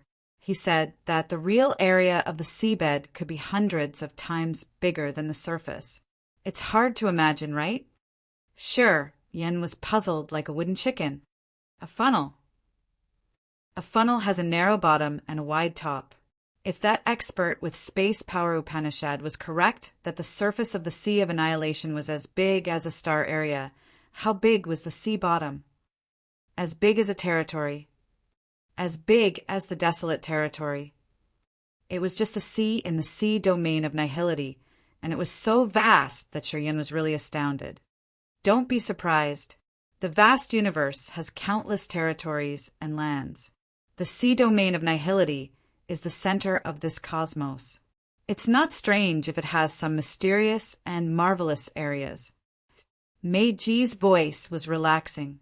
Her bright eyes rolled, and she asked all of a sudden, I'm curious, what method did you use to kill Nazario and Bastos? How could you send the vitality to me? Shiryan became cautious immediately. He snorted, Our deal doesn't include digging up each other's secrets. I will figure it out sooner or later. Meiji gritted her teeth. She frowned and then said, I don't know why you wanted to help that little child from the Whitebone clan. What could it give you? Do you think that if you save his parents, they will appreciate you a lot and become part of your strong background? Do you know how much vitality it requires to revive his parents? Sure, Yen pondered for a while and didn't say anything. He couldn't tell the reason either. He was just compassionate for that little skeleton. The grief and yearning that the little skeleton had for his parents, his sorrow, and his helpless feelings had touched a soft spot in Shiryan's heart. It made him not consider pros and cons as he always did. He just immediately helped the little child without any condition. He couldn't explain it to Meiji, and he knew that Meiji wouldn't buy it if he explained his compassion for the kid to her. In the Sea of Annihilation, I am also a character. What I've promised you, I will fulfill. As long as your woman comes to the Sea of Annihilation and exposes her location, I'm sure we can find her. Our Phantom clan is famous for taking intelligence in this sea domain of nihility, said Meiji. Then, thanks in advance, said Shiryan.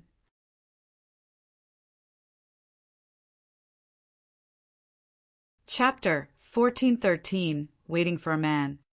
Chapter 1413, Waiting for a Man, _. Deep in the Sea of Annihilation. There was an island floating above the sea. It had many big trees that made it look like a black water lily. The trees on this island were so huge that they were like high mountains. They were as thick as a meadow. The island had so many different colored flags, which had many drawings of resentful souls and wailing ghosts. Those flags flew with the wind like a bunch of ghosts and demons, screaming and hissing. Deep in the center of the lush forest were many rooms made of dry trees. Most of them were closed, and only a few of them had human footmarks. At this moment, a warrior of the Soul Clan was kneeling in front of the door of a lodge and speaking in the language of the Soul Clan to report, "Teacher, we got news!" "Come in." A senile, male voice came out from the room. The Soul Clan warrior respectfully stepped in. It was a plain room with more flags on the walls. The brocade flags here all had drawings of wailing ghosts and resentful souls. Just like the main power Upanishad of the Soul Clan, they felt dark and horrible. A haggard, old man with many wrinkles on his face was sitting on a cattail hassock. He was wearing a thick black robe that shrouded his thin body of a dry corpse. He looked as if he would die in the next minute. However, his eyes were like a cold water pond at night. They were deep and cold, and they didn't show human emotions. "We got news. Singh was killed on Dragon Lizard Star. Forefather Dragon Lizard had joined hands with Tu Shirchi and Yiyun of the mysterious Sky Clan. The Dragon Lizard Clan announced that they officially become a dependent clan of the mysterious Sky Clan," reported the young warriors who had reached second sky of a mortal realm. "Singh was so incompetent. He borrowed your soul refining cauldron and still failed." The old man was as calm as usual. It seemed like he had predicted this result beforehand. Continue. I want more details.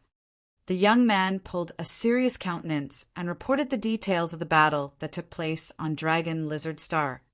The old man quietly listened to him. After a while, he looked surprised. Oh, a junior with the soul clone of an absolute beginning creature. Interesting. If we can merge his soul to the soul refining cauldron, it will significantly contribute to healing the cauldron. Yeah, I'm sure it's not less than Forefather Dragon Lizard soul. Then he opened his mouth. Something emerged from the tip of his tongue. Surprisingly, it was the soul refining cauldron that had stirred up the entire Dragon Lizard Star. This divine weapon from the absolute beginning era had disappeared discreetly after the battle on Dragon Lizard Star ended. It had returned to this old man's tongue. He spurted it out. The soul refining cauldron flew out and enlarged massively, floating above the island. So many complicated but exquisite absolute beginning era symbols on the cauldron's surface revived at the same time. They turned into twisted, evil ghost faces that moved around the cauldron. Flows of souls flew out of so many brocade flags on the island. Once the souls left, the drawings on the flags also left. From the bird's view, thousands of departed souls and ghosts were silently getting into the soul refining cauldron, and the cauldron took them all in. The absolute beginning era symbols on the cauldron surface became stranger and more mysterious after the cauldron had received more souls. It was now filled with enormous energy. Not long afterward, the ghosts and evil souls kept in the brocade flags on the island were all gone. They were the souls that the old man had recently collected. His eyes flashed, and the soul refining cauldron became much smaller. He swallowed it right after that. I still need a lot, the old man mumbled. Pondering for a while, he turned to the young man, his eyes sinister. Tate, you know why I came to the Sea of Annihilation this time. You've been in this area for years. You should know what to do to satisfy me. The young man of the Soul clan shivered inwardly. He put on a solemn face and said quickly, Teacher, don't worry. I know what to do. You need war and death. That's how you collect the souls. I'm on it. The old man grinned contentedly, his grin evil and eccentric. You're my good disciple. Anyway, it's not easy to trigger a war in the Sea of Annihilation. Even if we, the Soul Clan, want to do that, we'll need a cause or an excuse. I hope you can arrange things properly. Don't let the other clans catch our tail. They will say our Soul Clan broke the rules. Our general commander was murdered. It's not a bad cause. I'm going to take care of it, said Tate. The old man nodded and then looked at the ground underneath. It seemed like his eyes could pierce through the island to watch something in the sea. Remember, don't bother the old freak underneath. Otherwise, it will be very troublesome. Understood. A small island floated in a remote corner of the Sea of Annihilation had thunderstorms wrecked the place year-round. Apparently, it wasn't a good island for creatures to live on. Low-realm warriors buried their bodies here. They had to reach the immortal realm to stay intact on this island. Audrey stood alone on a barren mountain on the island and looked afar. She had come to the Sea of Annihilation 6 months ago. Right after she had arrived, she decided to choose a remote island to stay in. This area had harsh conditions, and it was almost isolated. Not many people would notice this island. After they had parted, she had followed Shirchi's direction to come to the Sea of Annihilation alone. She had encountered some dangers on the way. She had killed all the warriors who had approached her with malicious attempts. She had reached third sky of incipient God realm. Every day, she made good progress. Also, she still had an immortal pellet. If she had enough time, she could reach the immortal realm soon. Because she had merged with Ming Hong's soul and taken in the Sing's 7 brutal souls, she had accumulated such attainment. She also understood the cultivating techniques of the Soul Clan. The Soul Clan was a peculiar race that mainly cultivated the soul altar. Their understanding of the soul altar had surpassed many other great clans. Imperial Dark Tribe was rumored to be the clan that Desolate had created with the Soul Clan as the model. Imperial Dark Tribe had similar physical and mental features as the Soul Clan. Even their cultivating techniques were similar. Tu Shih gifted her the souls of the Soul Clan, and Sing was the Soul Clan's general commander. After she had refined those souls, Audrey now had a deep understanding of the soul altar power Upanishad of the Soul Clan. Her realm could increase rapidly. Ming Hong and those brutal souls could make up for her insufficient power. They were her source of energy. To break through the realm, the warriors needed to accumulate energy and develop a deeper understanding of power Upanishads. When these two weren't a problem, it was natural that Audrey could become stronger fast. Audrey's thoughts flickered, and so many souls emerged by her. This cluster of ghosts consisted of thousands of resentful souls and ghosts. They gathered in clusters, which were massive and terrifying. Ming Hong, the brutal soul, was the master of those souls. He turned into his appearance when he was still alive, which was an elder of Imperial Dark Tribe. The entrance to our territory is right under a current at the seabed of the Sea of Annihilation. It's an isolated area indeed. That year, I came through the entrance, and I was lost by the edge of the Sea of Annihilation seabed. When I got out, I was in another area. Audrey frowned. After you were gone, there were many people at the mortal realm in our desolate territory. They could go to the sea domain of nihility through the territory entrance too. However, they have never met any creature in the sea domain of nihility. Do you think it's strange? According to you, the Sea of Annihilation is really vast and countless creatures have come here. How could they not have met any of them? Ming Hong forced a smile. Because we were wrong, and those who came later took the wrong way too. Audrey looked as if she wanted to ask for more information. Perhaps you can imagine it. Actually, the Sea of Annihilation is connected to our desolate territory. The entrance to the territory is right at the border. The entrance is where our territory meets the sea domain of nihility. There are vast seas on both sides of the barriers. We have to get through a sea to get to the sea domain of nihility. Also, when we get through the sea, we will meet a river that leads to a terrifying, massive ocean. Ming Hong saw her baffled, so he rose his hands to gather a group of souls to sketch a map. At first, he drew a massive sea. From the sea as the center, he drew more rivers, which connected to the big sea. Those rivers flow to the Sea of Annihilation. In some aspects, they are parts of the Sea of Annihilation. After we get through the territory entrance, we don't have to follow the river to the Sea of Annihilation. No one has gotten to the seabed of the sea domain of nihility because it was impossible to do that. We couldn't endure the terrible water pressure under the sea. On the way, we took a branch that led to the other areas far away from the Sea of Annihilation. They were relatively safe areas in the sea domain of nihility. Anyway, they are the remote areas where we rarely saw any footmarks. The area I arrived on is a desolate corner of the sea domain of nihility, which is pretty far from the Sea of Annihilation. It doesn't have many creatures living on it. I thought that the other warriors from desolate territory came here after I also arrived at the isolated areas where there were no footprints. Only one expert had taken the right way as soon as he had entered the sea domain of nihility.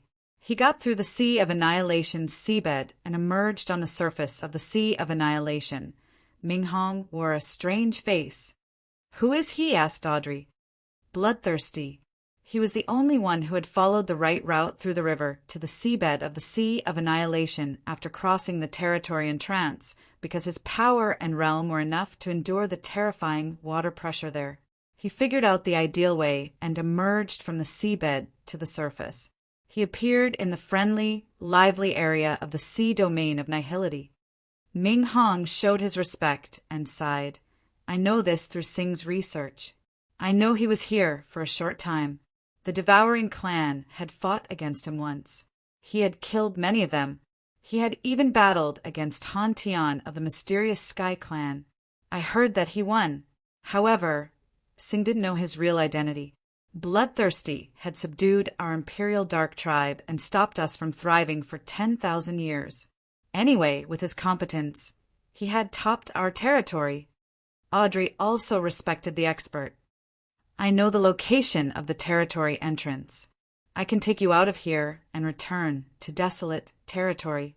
I've been waiting for that day, but I don't know what makes you hesitant. You've been here for half a year. What are you waiting for? Ming Hong was clueless. I'm waiting for a man. He and I will return together, answered Audrey.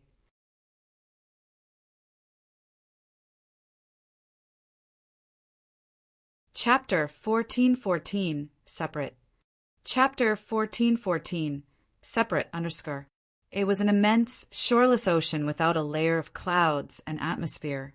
There were broken pieces of stars and asteroids and a terrifying, deadly blast.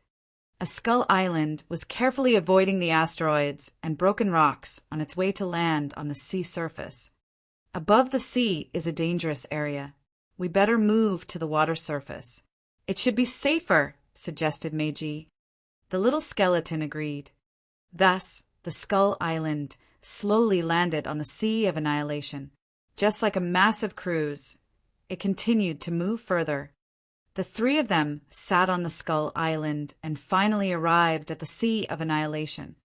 Sure, Yen looked at the little skeleton with wary eyes. He then turned to Meiji and relaxed. Where are we on the Sea of Annihilation? It's just a remote area that's still pretty far away from the deep ocean.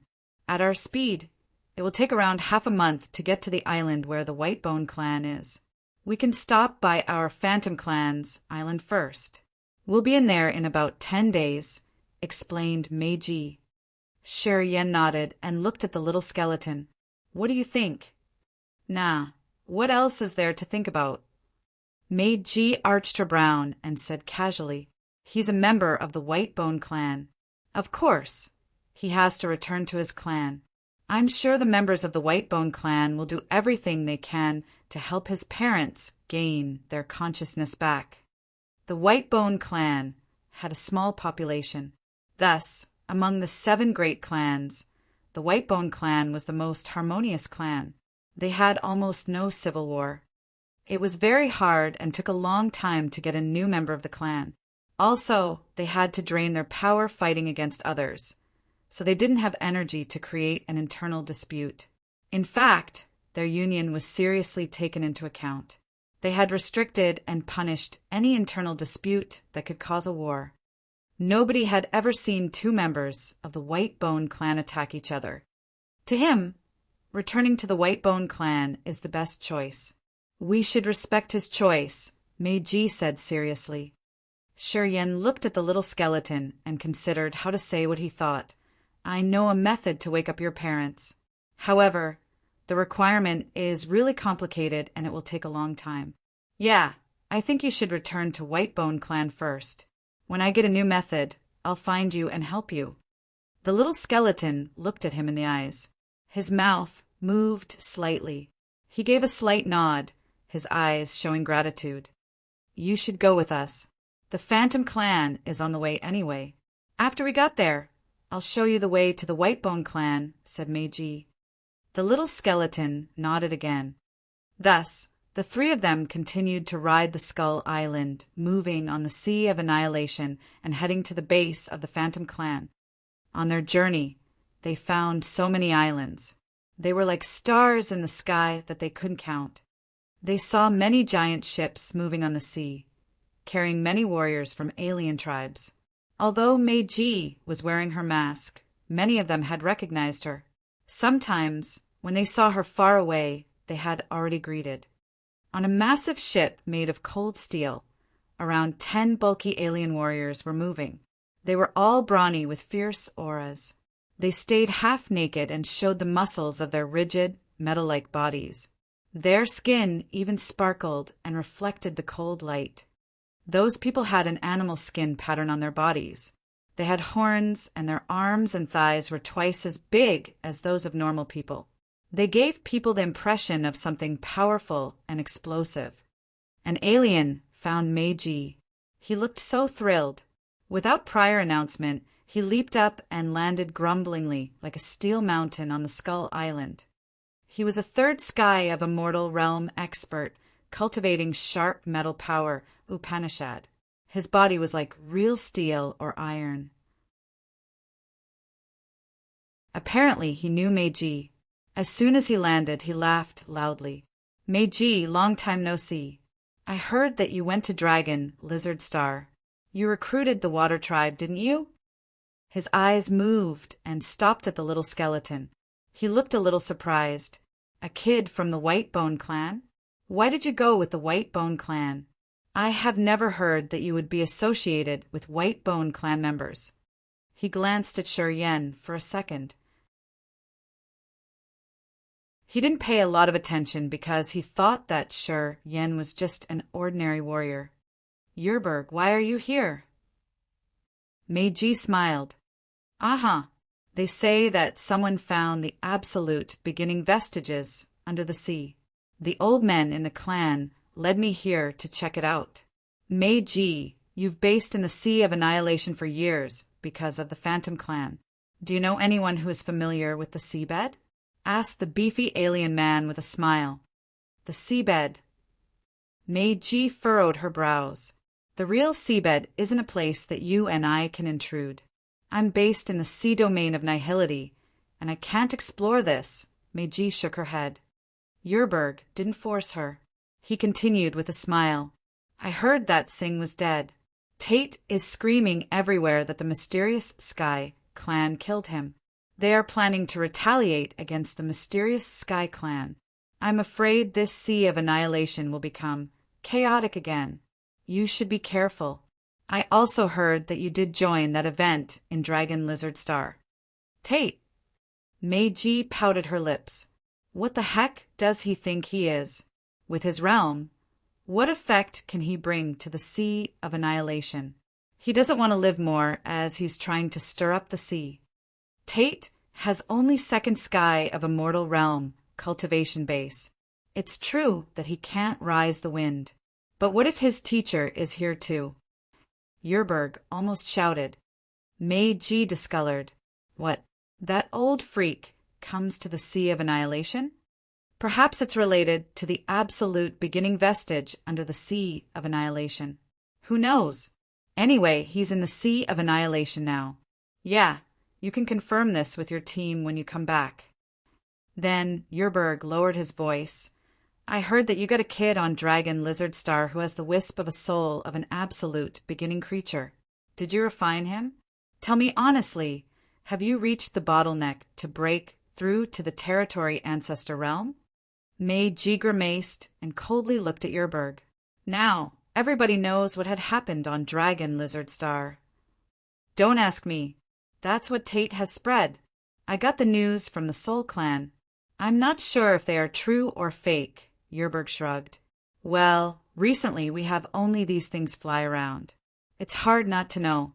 All right, there's something else. Someone from the Devouring Clan asked me to find 2 experts called Nazario and Bastos. They said that they've confirmed that these 2 were dead. They wanted me to investigate the details. If you got something you know, just tell me. I'm sure the price I offer will satisfy you. Okay. Meiji wore a cold face and waved her hand. We don't have much time to babble with you. Yerberg laughed and nodded to Meiji and the little skeleton before returning to his battleship. Shortly after, they left and disappeared. Who is he?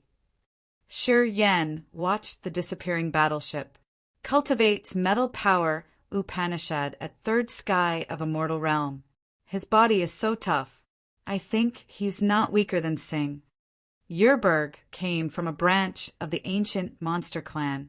He's in charge of collecting news and information around the sea domain of nihility. That's how I know him. I didn't expect that Tate would let everybody know what had happened on Dragon Lizard Star. That old freak is also in the Sea of Annihilation, unexpectedly Meiji sighed. Who is Tate's teacher? Asked Shi Yan. He could see Meiji become more worried when she heard that person was in the Sea of Annihilation, at her peak of a mortal realm. Only the territory ancestor realm expert could make her worried. Indeed, Meiji said, he's the owner of the soul refining cauldron.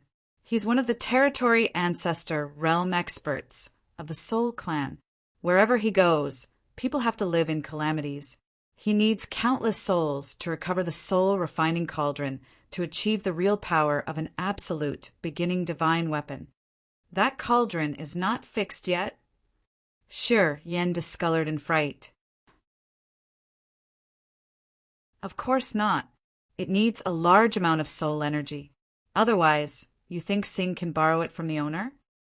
Meiji pouted. I'm sure Singh had to pound his chest to ensure that he could take Dragon Lizard Soul. That's how he could persuade that old monster.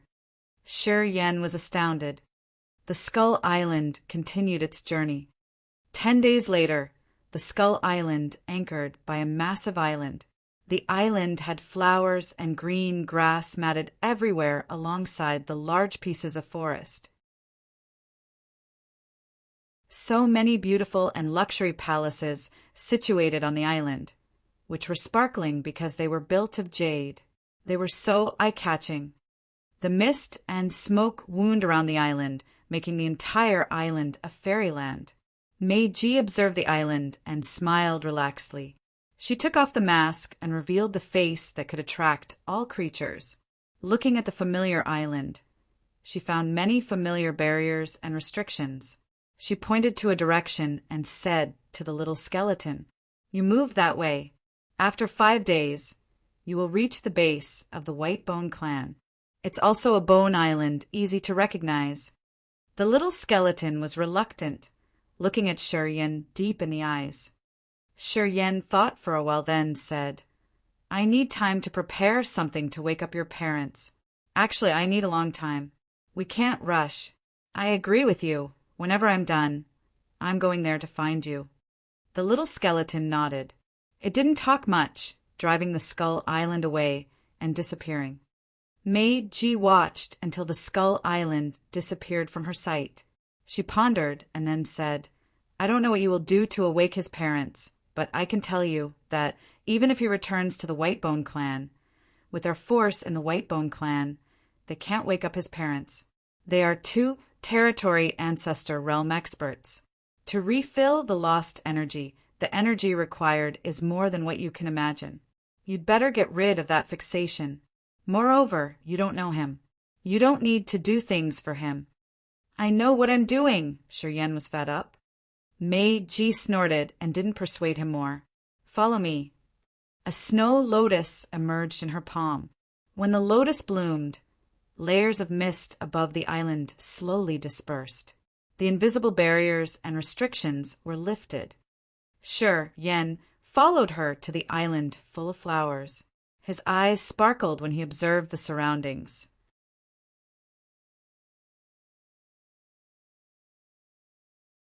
Chapter 1415. Also a Pitiful Woman. Chapter 1415. Also a Pitiful Woman. After Yerberg parted with Meiji, his cold iron battleship rushed back to the ancient monster clan's base in the Sea of Annihilation. It was also a massive island. He directly went to the inside of a mountain on the island.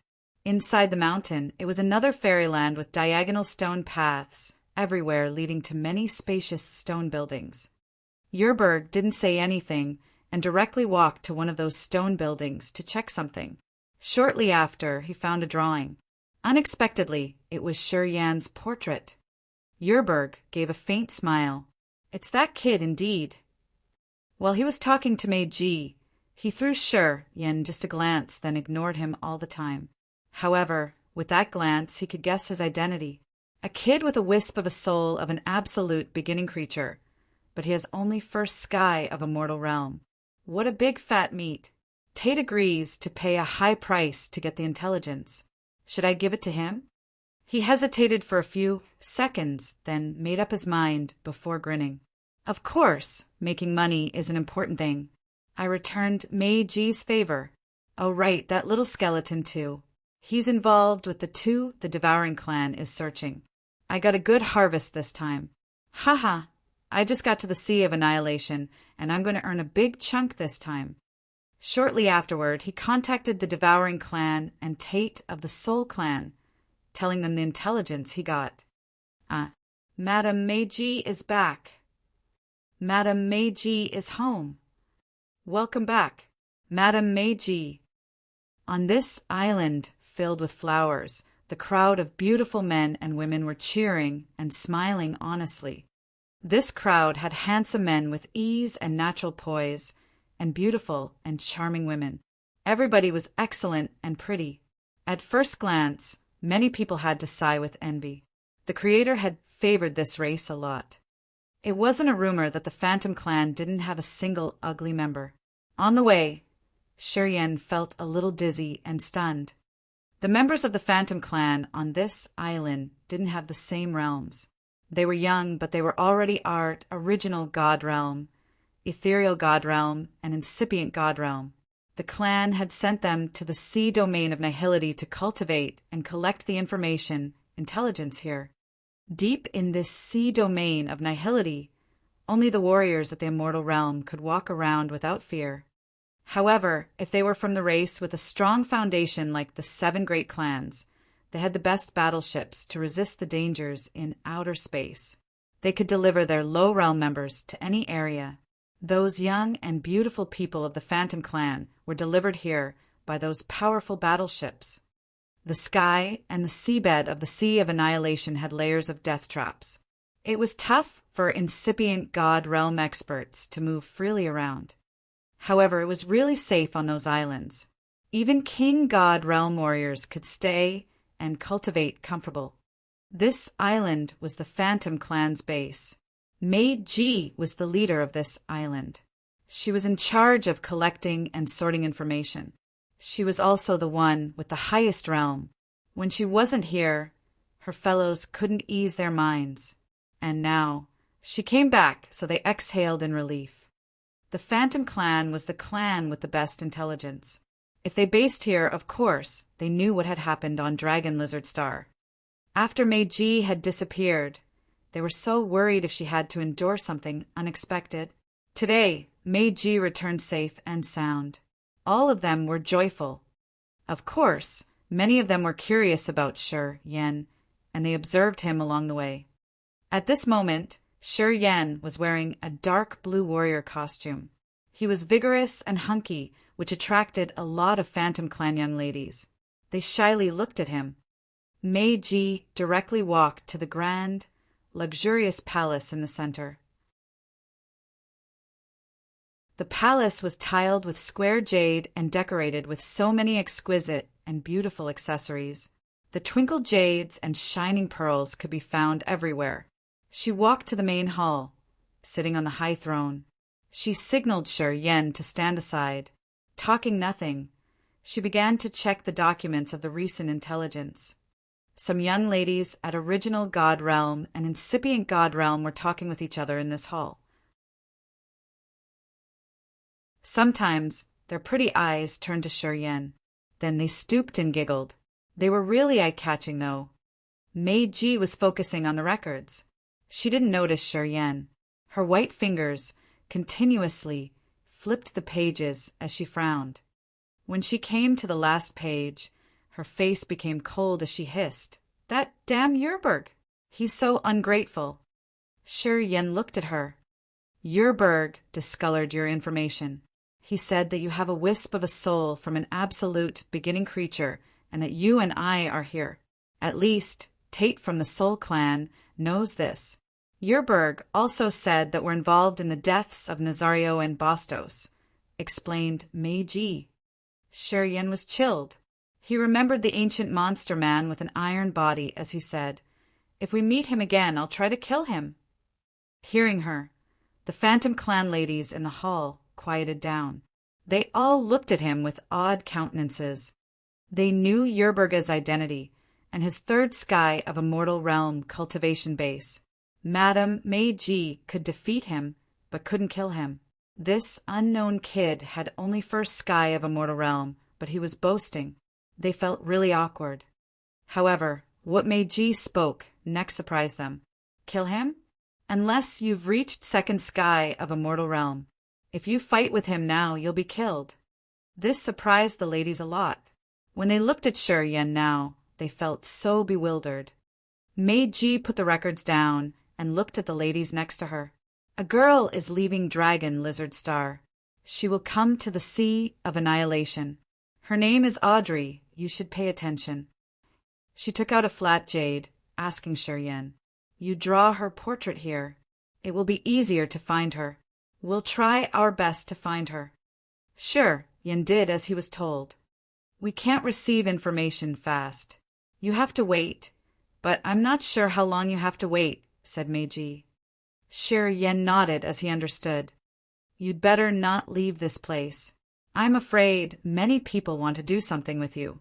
This area is our Phantom Clan's base. Unless the members of the 7 great clans want a bloody war between the 2 clans, they won't tear the agreement between us to intrude this island. You're safe here," said Meiji. Shi Yan frowned and didn't answer. "Madam, while you weren't here, Batum sent his messenger here," a lady suddenly said while Meiji was contemplating. Meiji winced. Her mood was bad as she shouted, "Do not mention this person to me ever." The ladies kept silent and nodded as they were scared. "Yu Lien, arrange a lodge for this man." Meiji waved her hand. A young woman at Incipient God Realm bowed to her and then talked to Shi Yan. "Follow me." Shi Yan kept silent and followed her out of the palace to an elegant building in another area. Along the way he asked curiously, "Who's Batum? Why does your madam feel irritated when she hears his name?" Yu Lien was around 18 or 19 years old and wearing a long, green dress. She looked purely beautiful. She turned around to check, then lowered her voice. "Tell you later." She took Shi Yan to a tower, then said, "Batum is a terrifying expert. He's not the member of the 7 great clan. He cultivates alone, but he's so brutal. In this Sea of Annihilation, he belongs to the sort of the most dangerous characters. He has learned dark energy. After 10 years max, he will reach the Territory Ancestor Realm. He always lives in the seabed of the sea domain of Nihility. One day he got out to exchange cultivating materials, and he saw Madame Meiji. He fell in love immediately. He has been chasing after Meiji for many years. He even came to our clan and promised to support us if the elders let Meiji marry him. An expert who's going to become a territory ancestor," Shi Yan nodded. "This man is predestined to become a territory ancestor realm expert. What did your elders say about this?" "They thought it was possible. They even asked Madame Meiji to strictly follow their decision. Madame didn't agree. She was very resolute and tough to her seniors, too." Yu Lien sighed. "Although Batum's realm is really high and profound, he's so ugly. It's natural that Madame doesn't agree. If I were her, I wouldn't agree either. If he looked a little better, with his profound realm, it could work. But his appearance, you—" This young lady stood on Meiji's side. She was discontent with the elder's decision. "What's the result?" Shi Yan continued to ask. There was a big fight between the elders and Meiji. Then the elders proposed a solution. If Meiji can enter the territory ancestor realm before Batum, they won't force her anymore. But if she can't, she has to agree with them. She actually agreed with their proposal. I don't know what she had in her head. She didn't understand dark energy. How could she break through to territory ancestor realm faster than Batum? We all think that she's just trying to buy more time. We're afraid she would do something bad, sighed Yu Lien. Shi Yan got it now. He finally understood why, after Meiji found that he had the wisp of a soul from an absolute beginning create, she had acted rashly. Turned out she also got some trouble, as Meiji wanted to reach the territory ancestor realm fast. There wasn't any faster method than refining him. Under pressure, She could do anything for her standing against the forced marriage. And Batum has considered Madame Meiji as something that belongs to him. He told the entire Sea of Annihilation that she must be his woman. He usually comes here to bother her. He's sure that Madame can't enter the territory ancestor realm faster than him. Thus, he thought everything was settled. Yulien continued. After Madame had left, he came here and told us that he's now just a step away from the territory ancestor realm. He's refining his own territory. He has to become the owner of a world. Whenever his incipient extent transforms to the territory, he will be a real territory ancestor. Shi Yen knew that the experts at the territory ancestor realm had to refine their incipient extents. After they could become the real territory, it was the time they had officially become a territory ancestor expert. Shi Yen sighed. He didn't expect that Meiji, a member of the 7 great clans, wouldn't be able to control her fate. She was also a pitiful woman. You're tuning in to the Thunder Spear YouTube channel. Don't forget to subscribe and join us on this journey to catch the most captivating stories.